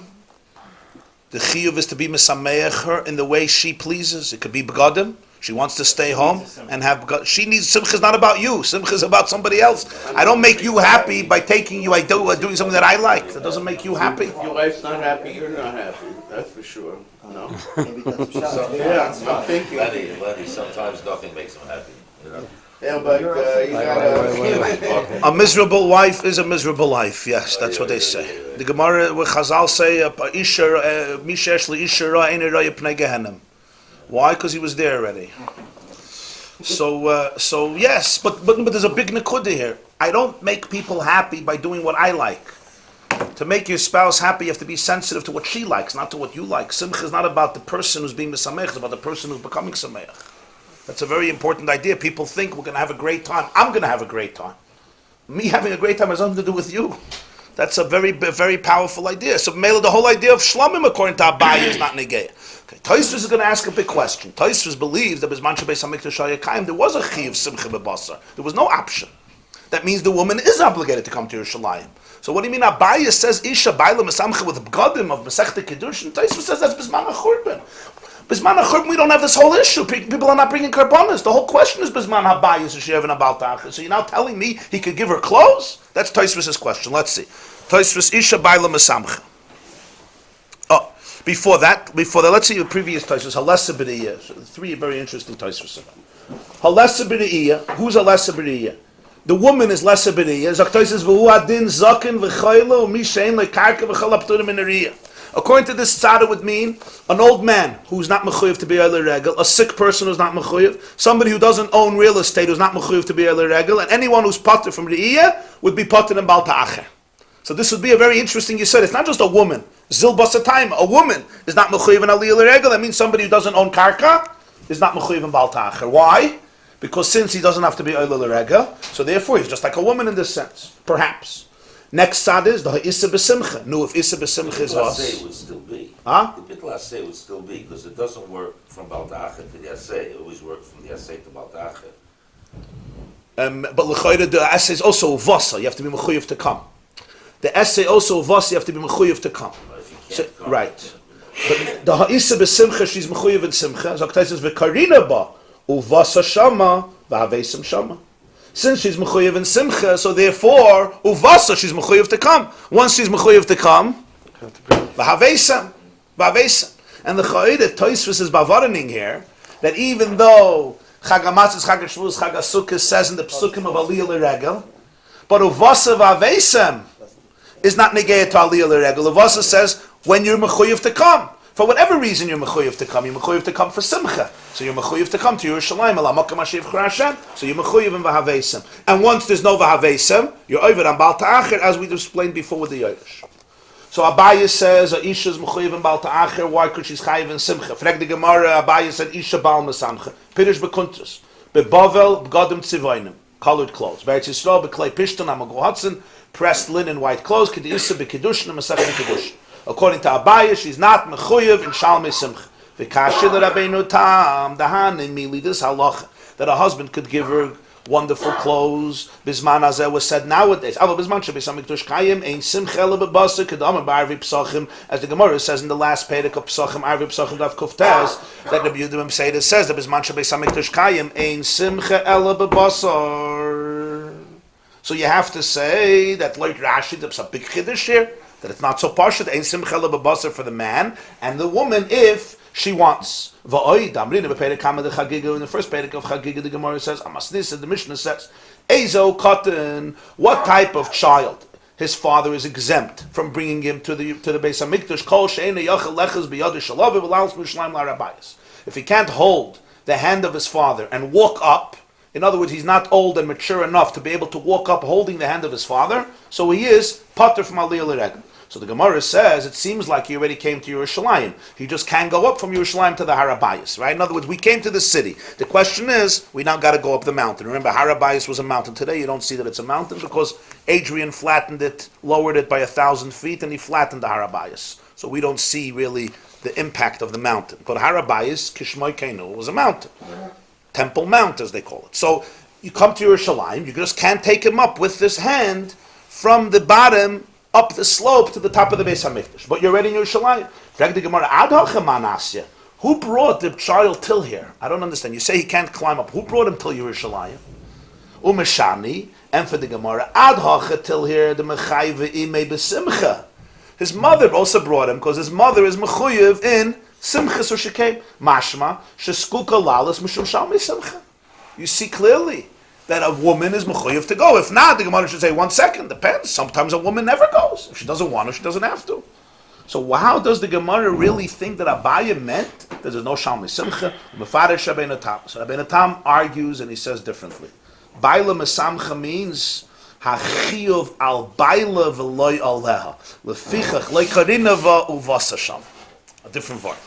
She is mechuyev to come to have Shalmei Simcha, b'zman shebeis hamikdash hayakayim. But Isha baila mesamcha. Rashi learned what's pshat baila mesamcha. The husband has to give her what she likes. Tosfos learns no. Baila mesamcha, he brings her to Yerushalayim, but it's an obligation on him. You have to make her happy. It's not an obligation on her.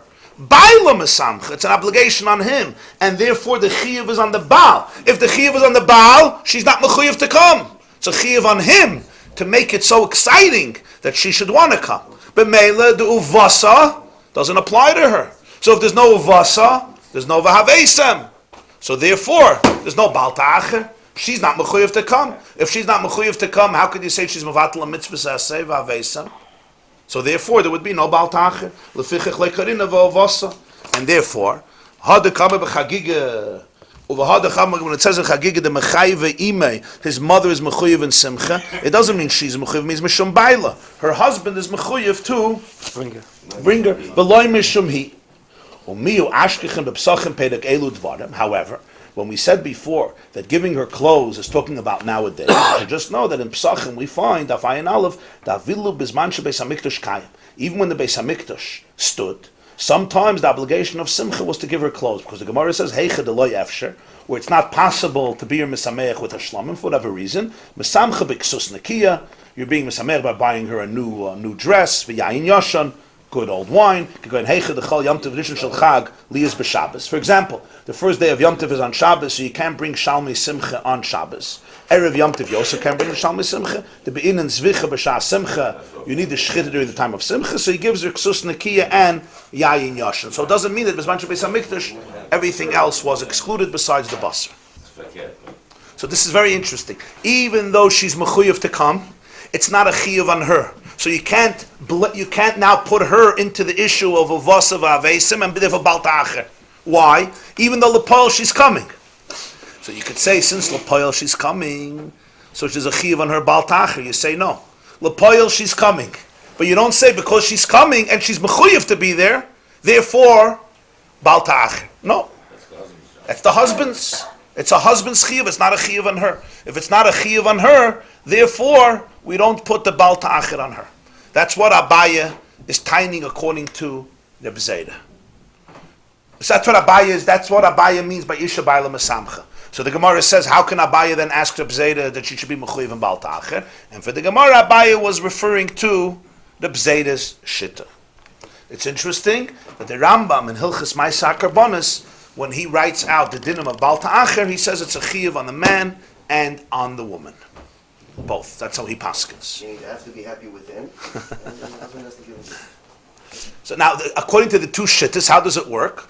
Loit Rashi, Isha Baila Mesamcha means there's bechal no chiyuv on her to come. Loit Tosfos, it seems Rabbi Natam is saying there is a chiyuv, but the chiyuv is on him, not on her.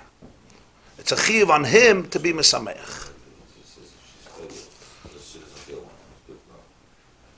Today, there's a big discussion. People say that happiness has to come from within. Nobody could make you happy. And that's true in a way. If you want to be miserable, nothing will help. But nonetheless, we see here, you say that when it comes to a marriage, there's a lot of things that a husband can do to add simcha to his wife's life. So even though it's very popular to say today, you make yourself happy, nothing to do with me. But in a relationship, it doesn't work that way. Especially between a man and a woman, there's a tremendous amount of the obligation. The Torah gives an obligation on him. It's an obligation on him. There's a lot he can do to add simcha to his wife's life.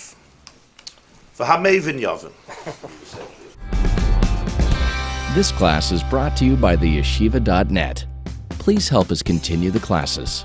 Make even a small contribution at www.theyeshiva.net/donate.